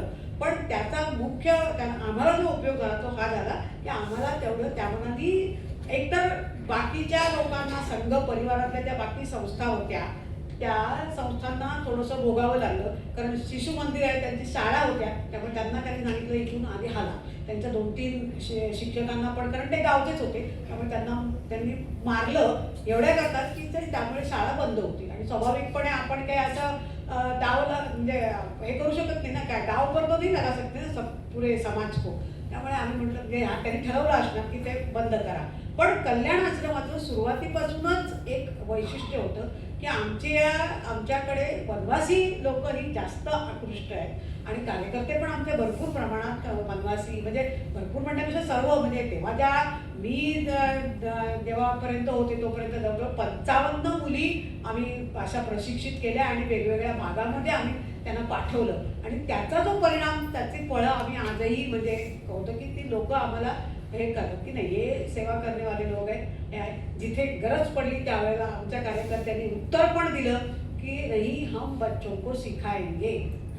त्यांनी जेव्हा आतल्या भागामध्ये तेव्हा नक्षलवाद्यांनी हे सांगितलं सरकारी नोकरांना की नाही, यहाँ स्कूल चलेगा नहीं, आप यहाँ आना नहीं है. ते जेव्हा झालं तेव्हा सरकारने ठरवलं की नाही, मग तुम्ही नाही येऊन देते, हम बाहेर बुलाएंगे बच्चों को. त्याचा एक फायदा चांगला झाला की मुलं जंगलातनं त्याच्यामध्ये आली, जंगलाच्या रस्त्यावरची जी कुठली काय म्हणतो त्याला पोटाकेदी म्हणजे असे तात्पुरती वसतिगृह बांधायला RCC कन्स्ट्रक्शन करायचं नाही, हा एक त्यांनी फतवा काढला होता. तर सरकार म्हणजे ठीक आहे, सरकारला काय अवघड आहे, त्यांनी आसामवरून बांबूचे सगळे हे आणले सांगाडे आणि त्याचे बनवल्या खोल्या आणि तिथे मुलांना वसतिगृहामध्ये ठेवलं. त्या वसतिगृहामध्ये मुलं कुठून येतील, तर त्या 8वीच्या 10वीच्या शिकलेल्या मुलांना सांगितलं की तुम्ही जाणा, तुम्ही अनुदेशक आणि तुम्हीच शिकवा. असं करत करत ते झालं. म्हणजे आम्ही जेव्हा इथे होतो तेव्हा तिथल्या एका कार्यकर्त्याने मला फोन केला होता की नेहमीच व्हायचा आमचा फोन, तसा तिने फोन केला होता की भाभी यहाँ पर ना खेलकूद कार्यक्रम चलता है अंदर गाँव में. मतलब खेलकूद कार्यक्रम क्या चलता है, म्हणजे वो लोग दादा लोग चलाते हैं. म्हटलं अच्छा, दादा लोग चलाते हैं, कैसा रहता है वो. मग तिने सांगितलं की त्यांना असं कोपऱ्यावर चालायला लावायचं, गुडघ्यावर चालायला शिकवायचं, मोठ्या मोठ्या भिंतींवर न उड्या मारायच्या ते शिकवायचं. हे म्हणजे कुठल्या 12, 14, 15 वर्षाच्या मुलांना.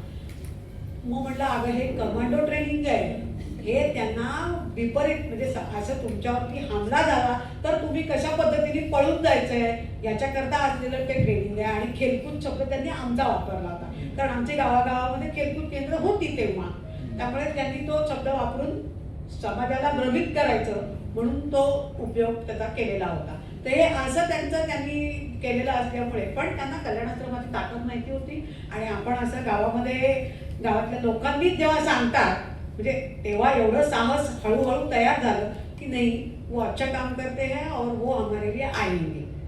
असं झाल्यामुळे आम्हाला त्रास झाला नाही.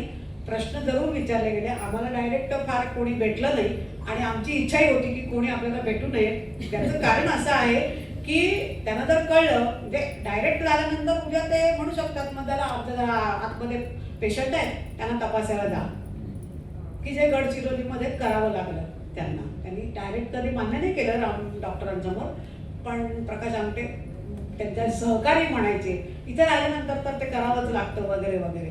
तसं आम्हाला कधी कोणी म्हटलं नाही, म्हणायचं साहस काही केलं नाही नसावं असं वाटतं. त्याचं कारण आमच्या ज्या कार्यकर्त्या होत्या आणि आमचा जो तिथला गावातला जो कार्यकर्ता होता म्हणण्यापेक्षा आहे ते त्याचं हे करायचे की नाही वो हमारे इसके लिए आया है और वो आएगा. आता तर काय आम्ही कुपोषणाचं काम करतो, त्यामुळे तर त्याच्यात कोणाला ऑब्जेक्शन असायचं काही कारणच नाहीये.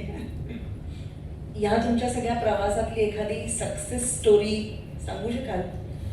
सक्सेस स्टोरी म्हणता येईल तर असं आहे की मगाशी मी म्हणलं तसं की खूप मुली ह्या स्वतः ह्या सगळ्या ह्याच्यामध्ये उभ्या राहिल्या आपल्या समाजासाठी. म्हणजे इव्हन आपल्या गावामध्ये जे नक्षलवादी येतात त्यांना नाही म्हणण्यासाठी गावाला तयार करणं याच्यात सुद्धा त्या उभ्या राहिल्या बऱ्याच जणी. आणखी ज्या चांगल्या म्हणजे ज्यांनी लग्न करून काही नोकऱ्या पण करतात. छात्रावासातल्या मुली तर बऱ्याच ठिकाणी नोकरीला लागलेल्याच आहेत, पण ज्यांनी म्हणजे घरामध्ये राहून आपल्या मुलांना कसं सांभाळायचं हे करायचं किंवा वेळेवर सर्व गोष्टी केल्या पाहिजेत.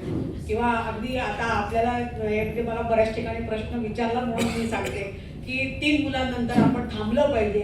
हे जे त्यांना बाळकडून आम्ही इनडायरेक्टली देत होतो. कुठलाही विषय हा म्हणजे मी इथेच आम्ही परवा भेटलो होतो शाळेतल्या, तेव्हा काहींनी मला तेच विचारलं की मग तुम्ही ही जी व्यसनाधीनता आहे किंवा जन्माचा दर पण जास्त आहे तर ते त्या प्रमाणात आता जमिनी नाहीत ना तेवढ्या, त्यामुळे त्याचं काय तुम्ही कसं सांगता लोकांना, मांत्रिकाकडे जाणं आहे त्याच्यासाठी. म्हणजे आम्ही कुठलाही विषय हा भाषणातून हे करू नका असं कधीही सांगितलं नाही.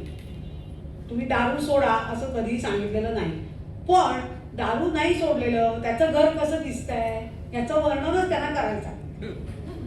आपका घर काय म्हणजे एक चार्ट आहे आमच्याकडे असे मेडिकलचे बरेच, त्यातला पहिला चार्ट मी तो ठेवला होता की मी जेव्हा ट्रेनिंग घेतलं आमच्या इथल्या आरोग्य रक्षिकांचं म्हणजे सरकारी आरोग्य सेविकांचं ज्या अतिशय अनपढ आणि त्यामुळे त्यांना आपल्या भाषेतनं ट्रेनिंग द्यायचं हे गरज मला जाणवली. गावागावामध्ये जात होते तेव्हा मी ते ट्रेनिंग घेतलं तेव्हा मी पहिला चार्ट माझा हा होता, एक अच्छा घर और एक खराब. म्हणजे काय इथे साफसफाई नाही आहे, दारू पिऊन पडले, 7-8 पोरं खेळतायत, कोणीतरी मातीत खेळतंय, कोणी डुकराशी खेळतंय वगैरे वगैरे असं सगळं ते असतं ते दाखवलं. आणि एक चांगलं घर की जिथे 3च मुलं आहेत आणि त्यांची शेती चालू आहे अमुक आहे वगैरे. तर ते चार्ट मधून त्यांना ते सांगायचं की तुम्ही पहा कुठलं मग आपलं कुठलं घर आहे याच्यामधलं ते तुमचं तुम्ही पहा शोधा. त्यामुळे सगळे विषय असेच. मग ते पिण्याविषयी पण तक्रार करायच्या, कारण आमची अशी बैठक किंवा काही चालू असेल तर तो पिऊन यायचा तो दंगा करायचा, अरे वो बहुत पिता है. मग काय करायला पाहिजे? नहीं उसको मानना चाहिए कि नहीं चाहिए वो बात है, हमको क्या करना चाहिए वो बताओ. असं छोट्या म्हणजे इतकं सांगते काय की असे ते सतत जागरूक राहायचं आणि कुठल्याही गोष्टीला निगेटिव्ह स्वरूप न देता त्यांचं त्यांना जाणवून देणं की हे आपल्याकडे आहे ते चुकीचं आहे आणि ते आपण बदललं पाहिजे. ह्याच्यामध्ये विशेषतः व्यसनाधीनता या विषयावरती तिथल्या आध्यात्मिक संघटनांचा पण खूप आम्हाला म्हणजे आमचं कोऑर्डिनेशन पण आहे आणि त्यांचा खूप लाभही झालेला आहे. त्याच्यातली एक सांगण्यासारखी म्हणजे बाकी गायत्री परिवार, आणखीन एक सद्गुरू महाराज म्हणून वाराणसीचे आहेत, एक तिथलेच चक्का म्हणून गाव आहे, त्या गावचे बिहारीदास बाबा आहेत, ते रामनाम संप्रदाय आहे. त्यातलं एक महत्त्वाचं चांगलं आहे म्हणजे आमच्यापासून 29 किलोमीटरवरती घुमरगुंडा म्हणून गाव आहे. त्या गावामध्ये जे दिव्य जीवन संघ ऋषिकेशची जी संस्था आहे, आध्यात्मिक हे आहे, त्यांचं तिथे शाखा आहे. तर त्या शाखेचे पहिले जे संन्यासी ते वनवासी, म्हणजे त्यांच्यामुळेच ते सुरू झालं आणि त्यांच्यामुळे ते तिथे त्याला जोर मिळाला. त्यांनी गावागावांमध्ये जाऊन प्रचार केला आणि त्यावेळेला मला वाटतं रामशिला पूजन वगैरे होतं. आम्ही नव्हतोच, आम्ही 89ला काही तेव्हा नव्हतो.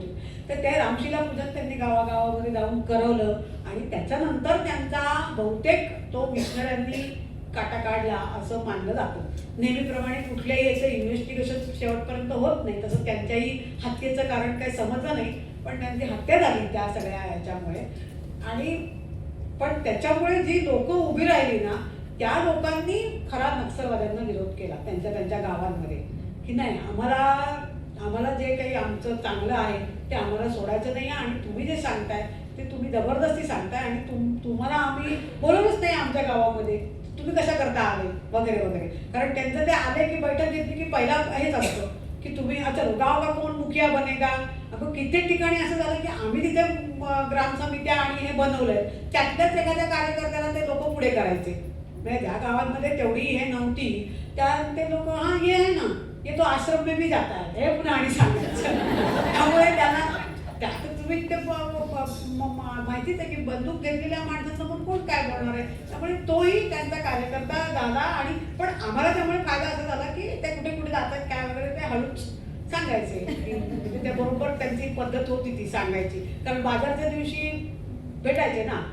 आतल्या अगदी भागामध्ये त्यांनी बाजारातही जायला बंदी केलेली होती. त्यामुळे झालं असं की म्हणजे जेव्हा हळूहळू हा जो दाबला गेलाय ना नक्षलवाद, त्याच्यामुळे तो एक प्रकारचं त्याचं लोकांना बरंचसं रिलीफ आहे नक्की. म्हणजे हाही प्रश्न मला अनेक जण विचारतात की हे रिलीफ आहे का तिथे, आता बदलतंय का वातावरण.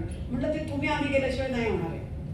आता बदलतंय का नाही वातावरण म्हणजे, पण त्यांना रिलीफ म्हणजे मी हे ते मुद्दामच म्हणते, त्याचं कारणही पुढे सांगेन मी. पण ते आहे की तो बदल झालेला आहे, पण तरी सुद्धा तिथे तो अजून जो थोडासा आतंक आहे किंवा हे आहे, ती भीती आहेच थोडीशी. पण एक प्रकारे हे आहे आणि ती भीती पुन्हा परत केव्हाही वर उफाळून येऊ शकते जर आपण लक्ष दिलं नाही तर.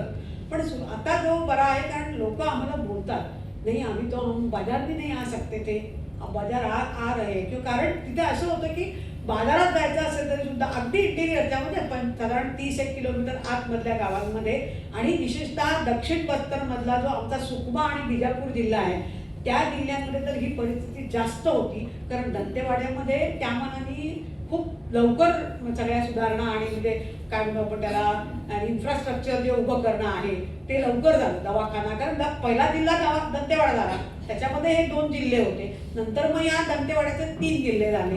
त्यामुळे स्वाभाविकपणे हळूहळू तिथे पोचत गेलं ना सगळं. तर तिथे ते लोकांना सांगायचे की हमको पूछे बिना बाजार नाही जाना है, आणि जायचं असेल विशेषतः तरुणांना जायचं असेल तर सकाळी अमुक दिसतं जायचं, तुम्ही म्हणजे ते काय त्यांची सूर्य अमुक या दिशेला सूर्य आल्यानंतर तुम्ही ते परत यायचंय वगैरे वगैरे. तर त्याच्यातनं ते बाहेर पडले.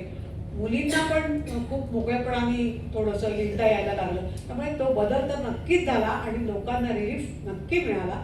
पण हे सगळं जे आहे हे जर पुन्हा नीट चालू राहायला पाहिजे असेल आणि हे असेल, त्यामुळे मी जे वाक्य नेहमी सगळीकडे म्हणते तेच आहे की नक्षलवादी संपतील, नक्षलवाद संपवायचा असेल तर तो आपल्याला सगळ्यांना मिळून समाज म्हणून आपण त्याच्याबद्दल विचार करणं आणि त्याच्यासाठी काही काम करणं हे गरजेचं आहे. तर ते तुम्ही इथल्या अर्बन नक्षलांची असेल किंवा आमच्यासारखे तिथे जाऊन करणारे असतील, कसंही असलं तरी ते करणं गरजेचं आहे. कारण तेच प्रश्न पुन्हा उभे नाही राहिले पाहिजे. तेच दुर्लक्ष, तोच अपमान, तीच दुय्यम वागणूक, तीच पिळवणूक हे जर होणार असेल, तीच गरिबी.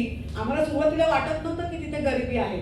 आज 15 वर्षांनी लक्षात आलं. आज म्हणजे जेव्हा आम्ही पुन्हा आलो त्यावेळेला जेव्हा पुन्हा गावामध्ये फिरायला लागलो तेव्हा तोपर्यंत आम्हाला असं वाटत होतं की म्हणजे कारण असे इतके कुपोषित आणि त्यांचे मुलं सुद्धा येत नव्हती दवाखान्यामध्ये. आजार नक्की असायचे. मलेरिया हा तिथे आहे कारण आमचा तो एंडेमिकच एरिया आहे. त्यामुळे कारण खूप म्हणतो आपण त्याला मार्शी लँड किंवा वेट लँड ज्याला म्हणतो तशी दलदलीची जमीन असल्यामुळे मलेरिया आहे आणि त्यामुळे त्याच्याशी लढणं हे फार गरजेचं आहे. आणि मलेरिया हा ॲनिमियाचा कारक आहे कारण मलेरियामुळे हेमोलायसिस म्हणजे रक्त तुटतं आणि त्यामुळे स्वाभाविकपणे रक्त वाढतच नाही तुमच्या शरीरामध्ये. त्यामुळे तो भाग आहे. पण तरीसुद्धा हे सुद्धा तेव्हा मलेरियाचे खूप पेशंट येतात आणि त्याला आपल्याला ट्रीटमेंट करायची आहे त्याच्याकरता म्हणजे त्यांना हे करायचं. पण तेव्हा जागृती मच्छरदाणी वापरा अमुक करा हे सुद्धा सांगण्याच्या ह्याच्यातले नव्हते लोक. आला पेशंट की त्याला आधी ट्रीटमेंट करा आणि त्याला ते करा हेच होतं. आणि त्यांना स्वतःला आपण काहीतरी चांगल्या गोष्टी शिकू शकतो चांगलं काहीतरी ऐकू शकतो ते आपल्याला गरजेचं आहे ही भावना निर्माण करायलाच आम्हाला 2005 उजाडलं हो. त्यामुळे त्याच्यामध्ये सगळं घेण्या करण्यामध्ये आणि त्यांची मानसिकता त्याच्यामध्ये तयार करण्यामध्येच पुष्कळ काळ गेलेला आहे. आणि आता जसजसं आम्ही इंटिरियरला जातो तसतसं ते आणखी वेगळ्या प्रकारची चॅलेंजेस पण ती त्या म्हणजे जी आहे नक्षलवादी आणि एकूण दबलेला आहे तिथला समाज जास्त. आता हळूहळू तिथेही सर्व रस्ते आणि ह्या सगळ्या सोयी होत आहेत म्हणून प्रश्न नाही आहे. पण तरी बाकी अनेक त्यांच्या मानसिकतेमध्ये मुख्यतः बदल करणं या सगळ्यासाठी की आम्ही शिकलं पाहिजे. म्हणजे आम्ही शिकलं पाहिजे म्हणजे शाळेत जाऊन हा एक भाग झाला. पण दुसरं असं की जे काही चांगलं होत आहे आपल्यामध्ये आणि आपल्या स्वतःमध्ये आपल्या समाजामध्ये जे काही चांगलं आहे ते आपण पुढे आणलं पाहिजे त्याचा पुन्हा पुन्हा वापर केला पाहिजे आणि त्याच्याबरोबरही नवीनही काही घेतलं पाहिजे. ही मानसिकता तयार करणं हे मुख्यतः आमचं जरी आम्ही मेडिकलमध्ये आणि हे सगळी कामं करत असलो तरी आमचा मूळ उद्देश तो आहे की त्यांनी हे केलं पाहिजे. आणि त्यांनी हे कारण आपण शेवटी अशा सेवेची कामं किती जन्म करणार हाही एक मोठा भाग आहे ना. शेवटी त्या समाजाला जर तिथे बरोबर आणायचं असेल तर त्यांच्यातलेही निघणं गरजेचं आहे की जे आम्ही म्हणजे आज मी अभिमानाने सांगू शकते की ते आम्ही 98% मिळवलेलं आहे. कारण आमच्याकडे कल्याण आश्रमाचं संपूर्ण बस्तरमध्ये जर बघितलं तर शहरी कार्यकर्ते हे खूप कमी आहेत आणि जे काही आहेत ते वनवासीच कार्यकर्ते आहेत. आणि त्यामुळे वनवासी कार्यकर्त्यांच्या माध्यमातून आपण ते लोकांना सांगणं आम्हाला सोपं जातं त्या मनाने. पण एक आहे की आधी काही वेळेला आमच्या मुलांची सुद्धा मानसिकता बदलणं खूप मोठं आहे चॅलेंज. कारण कितीतरी वेळेला म्हणजे आमच्या बरोबर जे काम करतात त्यांच्याच घरातली मुलं खूप पोषित असतात. त्यामुळे अरे आपके घर की माँ आपकी इतनी बार बार बीमार पड़ती है तो उसके बारे में सोचा है क्या. हाँ भाभी वो बताना तो है बताते तो है हम लोग लेकिन हमारा कौन मानता है असं ते त्यांची ती म्हणजे हतवलता ती सांगतात. ते त्यांना वाईट वाटतं की आपण हे आपल्या गावामध्ये झपाट्याने ते बदल करू शकत नाही. त्यामुळे त्यांनाही आम्हाला खूपदा आमच्यापेक्षा जास्त त्यांनाच जी निराशा येते की आपण इतक्या वेळा गावामध्ये जातो इतक्या वेळा सांगतो तरी सुद्धा बदल का लवकर होत नाही. मग त्यांना त्यांची निराशा ते बोलून दाखवत नाही पण त्यांच्या कामामध्ये दिसून येते. कामामध्ये म्हणजे कशी की मग आता जायचंय गावात तर तेच परत सांगायचं तेच सांगायचं. ते सांगणं कसं आवश्यक आहे आपण कशा पद्धतीने सांगितलं पाहिजे आणि ते सांगितल्याशिवाय दुसरा काही उपाय नाही आहे. कारण आज शिक्षणाचं काही तुम्ही सगळ्यांना नाही आणि शिक्षण झाले तरी मी बघितलं ना आमच्याकडे हे सगळी 12वी झालेलीच कार्यकर्ते पण ती मानसिकता नाहीच बदलत. पहिलं आधी लक्षात येतं मांत्रिकाकडे जायचं. तो जो धक्का आम्हाला बसला होता पहिल्यांदा की अरे आपले कार्यकर्ते पण जर मांत्रिकाकडे जात असतील तर मग अवघडच आहे ना. ते म्हणजे हा आधीच बसलेला होता पण तेव्हा एवढं शिक्षणाचं प्रमाण नव्हतं. आता एवढं शिक्षणाचं प्रमाण आहे त्यामुळे आम्ही थोडे भ्रमात होतो की शिकलेले आहेत ना म्हणजे हे समजतीलच आपण एवढं सांगतोय लोकांना कसं समजवायचं हे सांगतोय. पण आता असं लक्षात आलं की नाही यांना सुद्धा ते त्याच्यातनं बाहेर काढणं हे खूप मोठी गोष्ट आहे. आपल्याला ती आज वाटत नाही कारण आपल्याकडे इथे महाराष्ट्रात सुदैवाने अनेक असे समाज सुधारक होऊन गेले की जे आपल्याला हे सातत्याने स्वतःचा एवढी बदनामी स्वतःचे हाल अपेष्टा किंवा काहीही जे त्यांना सोसावं लागलं ते सोसून ते सांगत राहिले. आणि तो आपल्याकडे जो 150-200 वर्षाचा वारसा आहे त्याच्यामुळे आज आपण इथे सर्व अशा पद्धतीने विचार करू शकतो किंवा समाजालाही थोडंफार सांगू शकतो. पण हे तिथे घडलेलं नाही आणि त्यामुळे त्यांना किती काळ जाईल हे काहीच सांगता येत नाही. आता तुम्हाला काय बदल वाटतात असाही प्रश्न मला विचारतातच ना आम्हाला. तर बदल असे आहेत म्हणजे काय करा सकारात्मक बदल नक्कीच आहे पण ज्या प्रमाणात तिथे तो प्रश्न आहे, म्हणजे मी नेहमी सांगते तेच आहे की बस्तरमध्ये कुठलाही प्रश्न घ्या, कृषी विषयक घ्या, आरोग्य विषयक घ्या, शिक्षण विषयक घ्या, शोषण विषयक घ्या, आभाळभर आहे. त्याचा असा छोटासा कुठेतरी पॉकेटमध्ये आहे आणि याच्यात आपल्याला तिथे काम केलं की झालं, असं म्हणजे असं नाही आहे. आरोग्यातले सुद्धा खूप खोलवर आहेत ते प्रश्न आणि त्याच्यात त्यांची मानसिकता बदलणं हा मुख्य विषय जर आपण घेतला तर तो वेळ लागेल पण तो कायमचा राहील.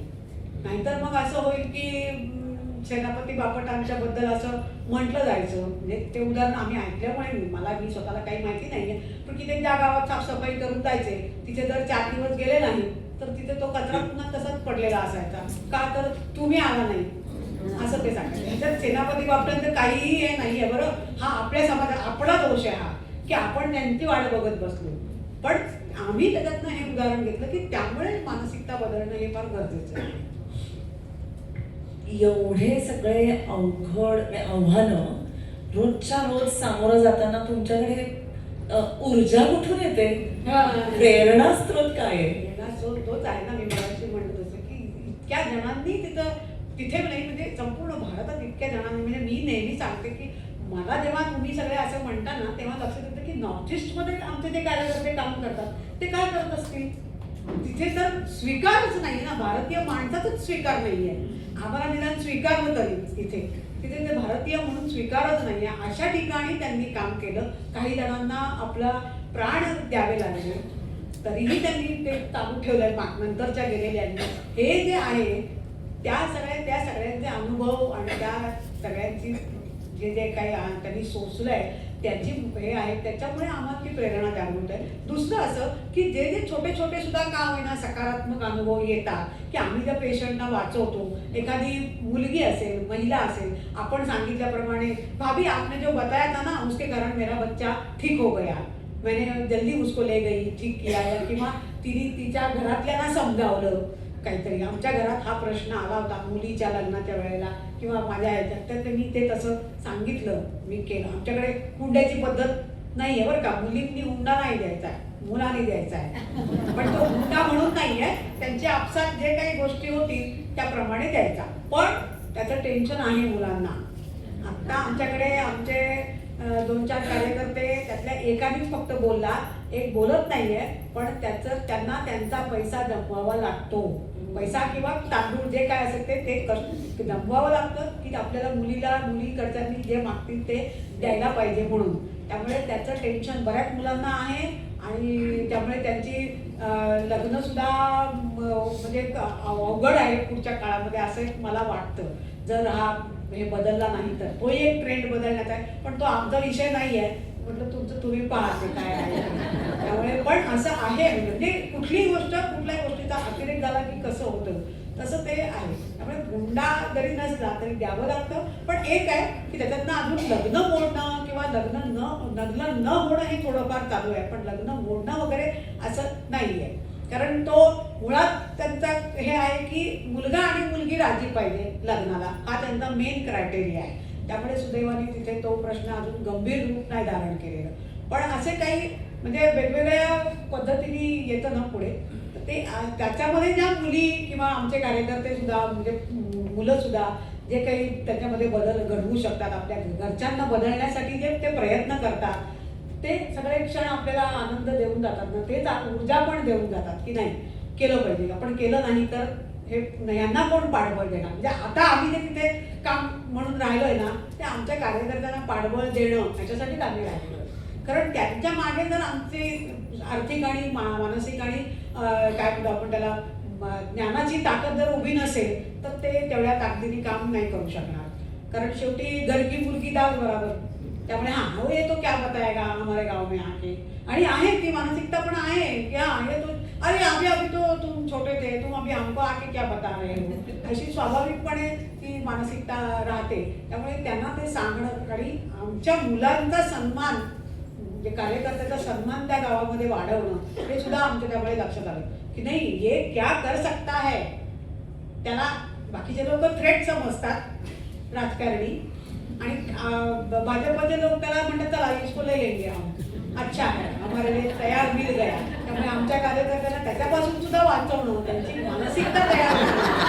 हो, कारण त्यांना ऑफकोर्स म्हणजे ते मोठं लिओर आहे ना की तिथे पद मिळतं, पैसा तर मिळतोच, कारण तो सरपंच आणि काही झाला की तो होतोच असं. त्यामुळे त्याच्यापासून पण त्यांना समजेल अशा भाषेत त्यांना त्यांचं प्रबोधन करणं की ह्यापेक्षा सुद्धा हा सामाजिक कार्यकर्ता म्हणून तुम्हाला जरी सन्मान नसला तरी सुद्धा ते कसं आवश्यक आहे आपल्या समाजाकरता.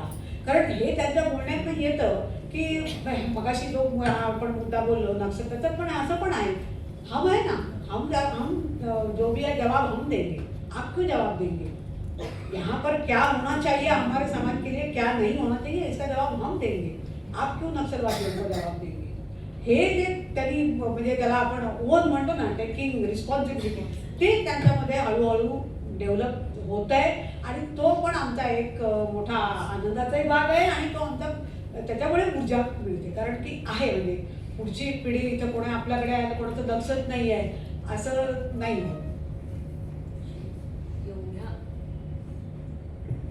91 सालापासून तुम्ही तिथे आहात आणि आता 2026 मध्ये पद्मश्री मिळालं ह्या सगळ्या कामाबद्दल.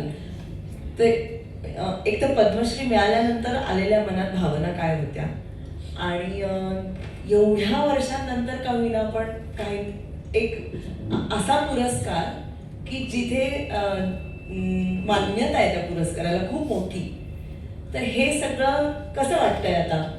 आता तर छानच वाटतंय. कारण शेवटी असं आहे की म्हणजे त्याच्या मागची जी केंद्र सरकारची भूमिका आहे त्याच्यामुळे तर छान वाटतंय. त्याच्यामध्ये सुनीता गोडबोले आणि राम गोडबोले हा विषयच नाहीये काही.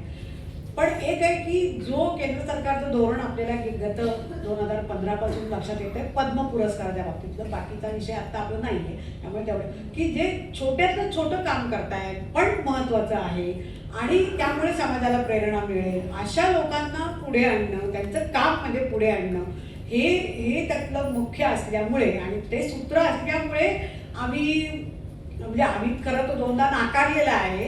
पण आता ह्या वेळेला त्यामुळे आम्हाला न विचारताच यावेळेला त्यांनी जाहीर करून टाकला. आमची माहिती गेलेली होती, आम्ही सह्या केलेल्या नव्हत्या, कारण तो एक थोडासा म्हणजे ह्याचा भाग होता विचाराचा की आम्हीच आम्हाला पद्म पुरस्कार द्या म्हणून कसं काय मागायचं. पण मग नंतर कळलं की तसं मॅटर नव्हतं. खाली तुमची बायोग्राफी देऊन म्हणजे बायोडाटा देऊन, बायोग्राफी नाही बायोडाटा देऊन ते त्याच्या खाली सही होती असं काहीतरी आहे ते. तर ते पण आम्ही त्यावेळेला केलेलं नव्हतं की नाही आम्ही काही सही काय देणार नाही, आम्हाला नकोच आहे वगैरे म्हणून. पण आज नक्की असं वाटतं म्हणजे त्यावेळेला होतंच खरं, कारण ही 2017 आणि 2022-23ची घटना आहे त्या दोन्ही. पण तरीही असं वाटत होतं की काय ते पुरस्कार वगैरेसाठी तर आपण काही नाही नको म्हणजे आणि लाईमलाईटमध्ये यायला नको, कारण तिथली जी परिस्थिती होती त्यावेळेला त्यामुळे आम्हाला वाटत होतं की अशा प्रकारचं कुठल्याही नको, कशाला आपल्याला त्याच्या लोकांना नजर, आपण आपलं यांनी जे काम करतोय ते ज्या लोकांसाठी करतोय त्यांना आहे ना माहिती आहे ना, त्यांना समजत आहे ना, पुष्कळ झालं. पण आज आता नक्की असं वाटतं की हा पुरस्कार घेतल्यामुळे बस्तर, विशेषतः आमचा जो दक्षिण बस्तर आहे त्याचं जे काही कुप्रसिद्धी होती की नको बाबा तिकडे काय जायचं, कसं काय जायचं, ते जाण्यासारखी स्थितीच नाही आहे वगैरे वगैरे, नक्षलवाद आणि याच्यामुळे ती परिस्थिती बदलून आज हे लोकांसमोर मांडायची मला संधी मिळते आहे. सगळीकडे डॉक्टरांनाही मिळते आहे, मिळणारही आहे की हे बस्तर म्हणजे हे प्रश्न आहेत हो एवढे मोठे, आणि नुसतं नक्षलवाद हा एकमेव प्रश्न नाही आहे. त्यामुळे हे प्रश्न आहेत आणि हे त्यांच्या जीवनाच्या जवळचे आहेत, अतिशय आवश्यक आहे त्याच्यावर विचार होणं. त्याच्यावर सरकार जी कार्ययोजना करत आहे ती पुरेशी नाही आहे, कारण मुख्य प्रश्न मानसिकतेचा आहे आणि ती मानसिकता बदलणं हे आपल्यासारखेच लोक करू शकतात, सरकारी लोक नाही करू शकत. त्यांची काही प्रमाणात मानसिकता, त्यांची इच्छा नाही आहे ही गोष्ट जरी असली तरी त्यांची पण काही मर्यादा आहे. शेवटी ते काही रोज जाऊन तुम्हाला तुमच्या पद्धतीने प्रत्येक जण समजावून सांगू शकेल की अवघडच आहे ना. त्यामुळे आपलं नेहमी धोरण असतं की कुठल्याही सरकारी अधिकाऱ्याची तिथे तक्रार करायची नाही की हे होत नाहीये, तिथे काय बालवाडी आहे, तिथे त्यांना खाऊ मिळत नाहीये वगैरे. वेळ पडली की आम्ही सांगतो आणि आम्ही येऊन गेल्यानंतर त्यांना कळतंच की येऊन गेलेत त्यामुळे इथली माहिती जाणार वगैरे वगैरे. पण आम्ही होऊन कोणाच्या तक्रारीचं जे मुद्दाम जाऊन कलेक्टरला जाऊन सगळं एक पत्र द्यायचं, ही जी काही एक डावी सिस्टीमची आहे ना सगळीकडे सारख्या नुसत्या काय काय तुमच्या जनहित याचिका आणि हेच टाकत राहणं फक्त आणि समाजाला पेटवत राहणं त्याच्यापासून काही होणार नाही हेही लक्षात आलेलं होतं. त्यामुळे तसं काही नसतं. पण याच्यामुळे ते प्रश्न लोकांसमोर जातील आणि त्याच्यावर आपल्यासारखे लोक विचार करून आर्थिकदृष्ट्या तर आहेच ती प्रश्न नाही, पण स्वतः वैयक्तिक तुमच्या घरातली जी तरुण मंडळी आहे त्यांनाही या गोष्टी सांगून, कारण आता हे सगळं सोशल मीडियावरती उपलब्ध आहे त्यामुळे आपण ते पाहिलं पाहिजे आणि त्यांना पाहण्यासाठी केव्हा तुमचे घरातले कुठलेही छोटे मोठे एकत्रीकरणाचे प्रसंग असतात तेव्हा या अशा गोष्टी सांगून आपण त्यांना जागृत केलं पाहिजे. तुम्ही त्यांना म्हणजे जायला जबरदस्ती करा असं नाहीये, परंतु तो विषय त्यांच्या कानावर गेला पाहिजे आणि तो विषय रंजकतेने कसा जाईल हे पण आपण बघितलं पाहिजे. त्यामुळे तो विषय त्यांच्यापर्यंत पोहोचवणं आणि हे आपल्या लोकांचं काम आहे. आम्हाला पुष्कळ जण विचारतात ना की तुम्ही सरकारी मदत का देत नाही, आता तर आपलं सरकार आहे. म्हटलं सरकार जरी आपलं असलं तरी आम्हाला मदत समाजाकडनंच मिळाली पाहिजे, कारण ही आमची जबाबदारी आहे. सरकारचं कर्तव्य आहे, आमची जबाबदारी आमचंही कर्तव्यच आहे ते समाजाने करायचं नाही. नुसतेच प्रश्न विचारायचे की अहो तिथे आता एवढं सगळं झालंय मग आता बंद झाला का नक्षलवाद असं लगेचच विचारतात. अजून म्हटलं मी मार्च 26 अजून यायचा आहे आणि मग नंतर सांगते की तो नक्षल म्हणून मी तो वाक्य वापरलं ते की नक्षलवादी जातील पण नक्षलवाद संपवणं हे आपलंच काम आहे. आणि हे मी या म्हणजे याच्या निमित्ताने जे काही कार्यक्रम होत आहेत तिथे वारंवार हे सांगते आहे, सांगणारही आहे आणि त्याच्याकरता आपल्या समाजाचं जागरण करणं हे माझं कर्तव्य आहे असं मी समजते. आणि त्या भावनेतूनच मी आपल्याला हे आवाहन करते. म्हणजे तुम्ही असं समजू नका की तुम्ही मोठी आहे आणि वेगळी आहे म्हणून मी हे सांगते असं नाही आहे, कारण समाजाने जर केलं तर ते लवकर होईल, कायमस्वरूपी होईल आणि हे केलं तरच आपला पुढे जाणार आहे ना. संपूर्ण समाज पुढे केव्हा जातो ते कोणीतरी मोदी 10 वेळा गेले म्हणून तिथे नाव होईल तर त्यांना म्हणतील की भारतात म्हणजे आज ती परिस्थिती झालेली आहे बाहेरच्या देशांमध्ये की निदान भारताला म्हणून वेगळी ओळखही मिळायला लागलेली आहे. पण ती जर चिरकाल करायची असेल तर हे जे प्रश्न आहेत ते प्रश्न कमी झालेच पाहिजेत ना. नाहीतर मग ते जेव्हा येतील तेव्हा आहे काय तिथे येऊन आम्हाला सांगते, तिथे येऊन आम्ही काय बघतोय तर इथेही अजूनही तुमच्याकडे पिळवणूक चालू आहे, लोकांना आत्मसन्मान मिळत नाहीये, हे आहे ते आहे जे पण आहे त्याला याचा काही अर्थच नाहीये ना. त्यामुळे म्हणून हे आपण म्हणजे आम्ही इथून जाताना हा विचारच ठेवला पाहिजे की मी माझ्या परीने या बाबतीतलं जागरूकतेचं काम कशा पद्धतीने करू शकेन. मला हे नक्कीच माहिती आहे की सगळे तिथे येऊ शकत नाहीत आणि म्हणजे काल मला एक जण म्हणतात असं की आम्ही इथे तुमच्यासाठी हे करू ना ते सगळं मिळवू. म्हटलं बरोबर आहे, तुम्ही जे करता आहात मिळवत आम्हाला देता आहात त्याच्यामुळेही आम्ही तिथे काम करू शकतो हे नक्कीच आहे. त्यामुळे सगळेजण येऊन काय तिथे आणि त्यांनी एकाने एक वाक्य वापरलं सगळे जर तिथे काम करायला आले तर मग तिथे काम काय समाज काय गमतीने म्हणाले ते. म्हटलं बरोबर आहे, म्हणूनच तुम्ही इथेच राहा आणि आम्हाला पाठवत राहा. पण त्याच्याबरोबरीने ही संख्या सुनीता गोडबोले राम गोडबोले 2 आहे त्या दोनाचे कधी तरी निदान म्हणजे वर्षातनं 15 दिवस किंवा काय 2 महिने असे पण येऊ शकता आणि शाळांमधून काम करू शकतो. कारण आमच्याकडे गावामध्ये काम करणं अवघड आहे, कारण अजूनही म्हणजे ती जी स्थानिक भाषा आहे त्याचा बराच म्हणजे आहे. हिंदी पटकन एवढं समजत नाही लोकांना, त्यामुळे ते तसं अवघड आहे. पण नक्की वेगवेगळ्या पद्धतीने काहीतरी काम आपण येऊन करू शकतो आणि ते करावं. ते करण्यासाठी मुळात जे आता करिअरिस्ट आहेत जेन जी त्यांना त्याच्यामध्ये प्रेरणासाठी काही ना काहीतरी केलं पाहिजे आणि ते आपण ठरवून केलं पाहिजे की माझ्या घरामध्ये म्हणजे माझी मोठी बहीण तर ती मानसिकता आहे की ती माझी मुलाखत घेणारे आमच्या सगळ्या माझ्या आजोळचे जे जमणार आहेत सगळे त्याच्यामध्ये की का तर म्हणजे काही जणांचं म्हणणं आहे की आम्हाला सुनीता मावशी काय करते तेच नीट माहिती नाहीये म्हणून. पण म्हणजे आता ती त्याच्यामध्ये जी मांडणी करणार आहे तर ती त्याचा तो लाभ घेणार आहे की असं आहे तसं तुम्ही म्हणजे मला बोलवा असं नव्हे, पण म्हणजे असे जे कोणी असतील एखादी क्लिप दाखवू शकतो आपल्या वेळेप्रमाणे. पण ती जेव्हा आपण मेहंदीचा कार्यक्रम करू शकतो, एखाद्या गाण्याचा कार्यक्रम करू शकतो तर हा तर 10 मिनिटाची क्लिप दाखवायला काहीच हरकत नाही.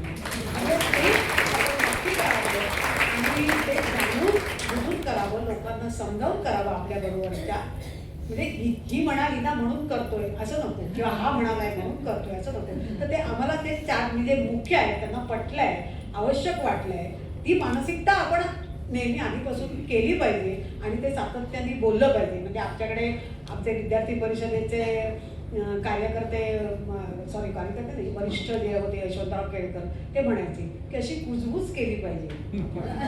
ती कुजबूज चांगल्या अर्थाची, कुजबूज या शब्दाला सध्या सोशल मीडियावर वेगळा अर्थ आहे, फारच अतिशय चुकीचा अर्थ आहे, पण ती कुजबूज आपण केली पाहिजे. तर त्याच्यातनं ते काही ना काहीतरी आज नाही पुढे केव्हा तरी ते पाहायला आपण आम्ही असू पण ती झाली पाहिजे. आणि ज्यांनी कोणी असं ते केलंय ना अशा पद्धतीने, त्याच्यामुळेच तर आज आपण इथे भेटून म्हणजे सगळं बोलू शकतोय आणि करू शकतोय. धन्यवाद.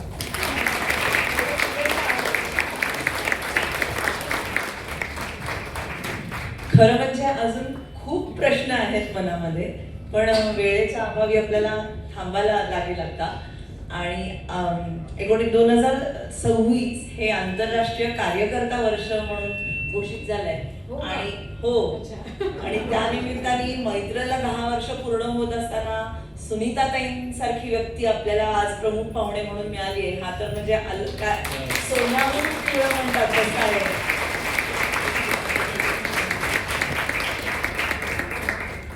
पूर्ण 1.5 तास आपण जे ऐकतोय हे त्यांच्या प्रत्यक्ष अनुभवातनं आलेलं, त्यांनी म्हणून ते इतकं फ्लॉलेस आपल्या समोर आलंय. मला फारसे प्रश्न न विचारताच अनेक गोष्टी त्यांनी उलगडून सांगितल्या.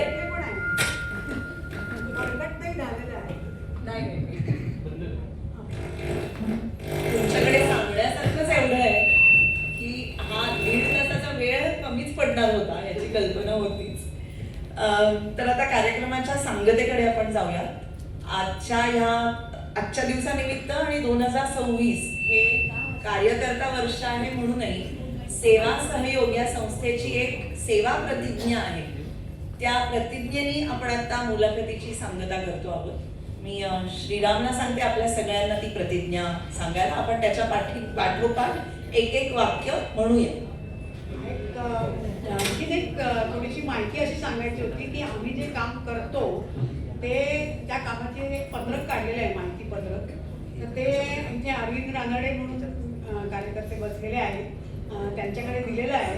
ज्यामध्ये तुम्हाला कोणाला जर आर्थिक सहयोग काही करायचा असेल तर बँक डिटेल्स आणि हे सगळं आहे ते इथे तिथे आता आपल्यामध्ये मी सुरुवातीला जे उल्लेख केले कोपरकर काका आणि काकू, त्यांनी पब्लिक चॅरिटेबल ट्रस्ट बनवला आहे. त्याच्यामार्फत आम्हाला सर्व सहकार्य होतं. आणि त्यामुळे सध्या आमची संस्था, आम्ही त्यावेळेला आमची जी काही परिस्थिती होती त्यामध्ये म्हणजे हे सगळं आमचं 2010 नंतरचं जास्त कामाचं त्याच्यामध्ये आहे. तर त्यावेळेला जी परिस्थिती होती त्याच्यामध्ये आम्ही आमच्या इथे संस्था रजिस्टर करू शकलो नाही आहे. आत्ता आम्ही करतोय. पुढच्या वर्षीपासून कदाचित त्या ठिकाणीही आम्ही मदत म्हणजे तिथले जे कार्यकर्ते आम्हाला इतर समाजातले म्हणजे शहरी म्हणून जे लाभले त्याच्यामुळे आम्ही ट्रस्ट आहे संस्थेचा रजिस्ट्रेशन केलं आहे. आणि तिथल्या लोकांचं म्हणणं असं आहे की इथे एक संस्था पाहिजे म्हणजे मग आपल्याला इथल्याही लोकांचं सहकार्य घेता येईल, अगदी रायपूर वगैरे पासून म्हणजे मोठ्या शहरातलं सुद्धा. म्हणून आम्ही तिथे हे केला. पण आज इतके वर्ष ते आमच्या पाठीशी आहे. 2010ला आम्ही गेलो तेव्हापासून. आणि त्यामुळे त्यांच्याच ट्रस्टला आता द्यायचं आहे. त्यांची 100% मदत, पूर्ण मदत ही आम्हालाच मिळते. अजून कुठल्याही संस्थेला ते मदत करत नाही. आणि त्यांचं ते ब्रीदवाक्य आहे की तुमचं काम कुठल्याही परिस्थितीत आर्थिक यादी थांबू नये याच्याकरता म्हणून हे आज वयाची आज त्यांची 86 आहेत ना म्हणतो काका, 84 वर आहे.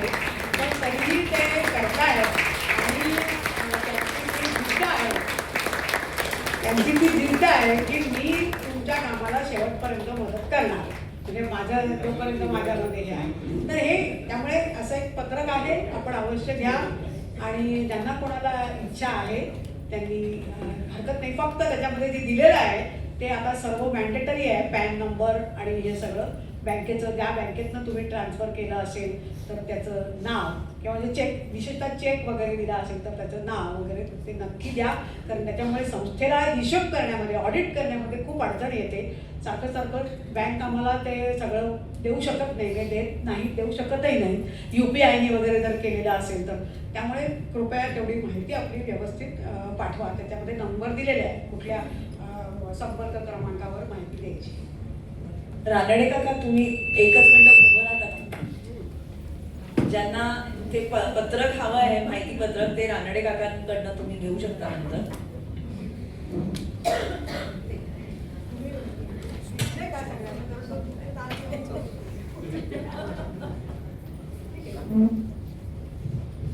सुनीताताईंच्या आडनावामध्ये जे गोडबोले आहे त्यामुळे त्या काम करू शकतात असं नाही.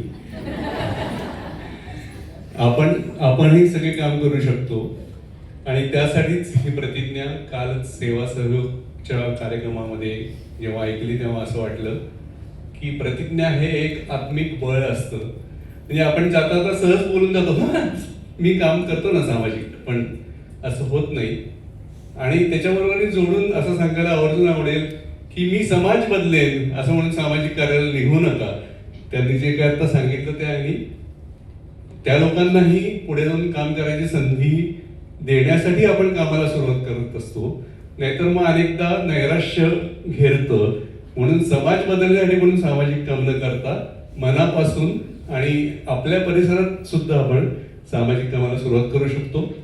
तर आता आपण जर उभे राहिलात तर बरं होईल.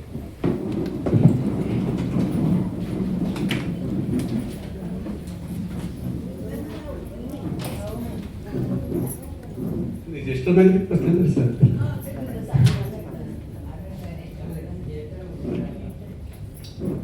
आपण प्रतिज्ञा सुरू करूया. भारत माझा देश आहे आणि सर्व भारतीय माझे बंधू भगिनी आहेत. माझ्या देशावर माझे प्रेम आहे. माझ्या देशातील शैक्षणिक, आर्थिक तसेच सामाजिक विषमता दूर व्हावी याचा मला ध्यास आहे. मी प्रतिज्ञा करतो की मी माझ्या समाजासाठी सेवा कार्यात सक्रिय सहभागी मी माझ्या समाजाच्या भल्यासाठी शाश्वत बदल घडवून आणण्याचा प्रयत्न करेन. मी प्रतिज्ञा करतो की माझा वेळ आणि कौशल्य इतरांच्या प्रगतीसाठी समर्पित करेन. त्यांच्या कल्याणात आणि समृद्धीतच माझे सौख्य सामावले आहे. धन्यवाद.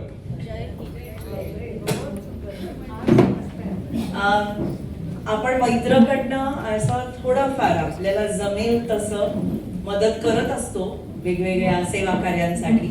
आणि दरवर्षीच्या वर्धापन दिनाच्या कार्यक्रमात आपण ज्यांना नेहमी बोलवतो आणि जे तितक्याच प्रेमाने येतात असे सार्थक अनाथ वृद्धाश्रमाचे काका काकू, धायगुडे काका काकू आणि स्नेह सावली वृद्धाश्रमाचे डॉक्टर वैद्य काका काकू दोघेही आलेले आहेत.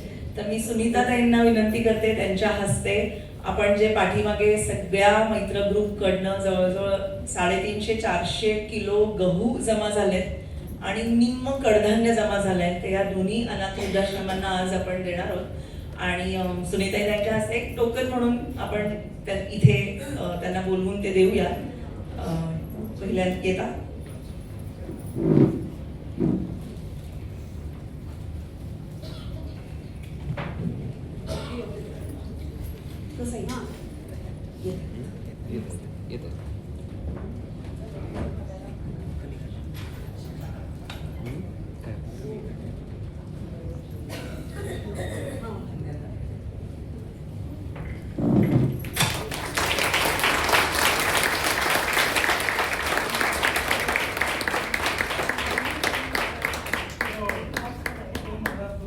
वर्षापासून करतोय आपण सार्थक वृद्धाश्रम 22 वृद्ध आहेत सर्व गोरगरिबांना सर्व असं आपल्या मैत्राचे सर्व सदस्य मदत करतात त्या हिशोबाने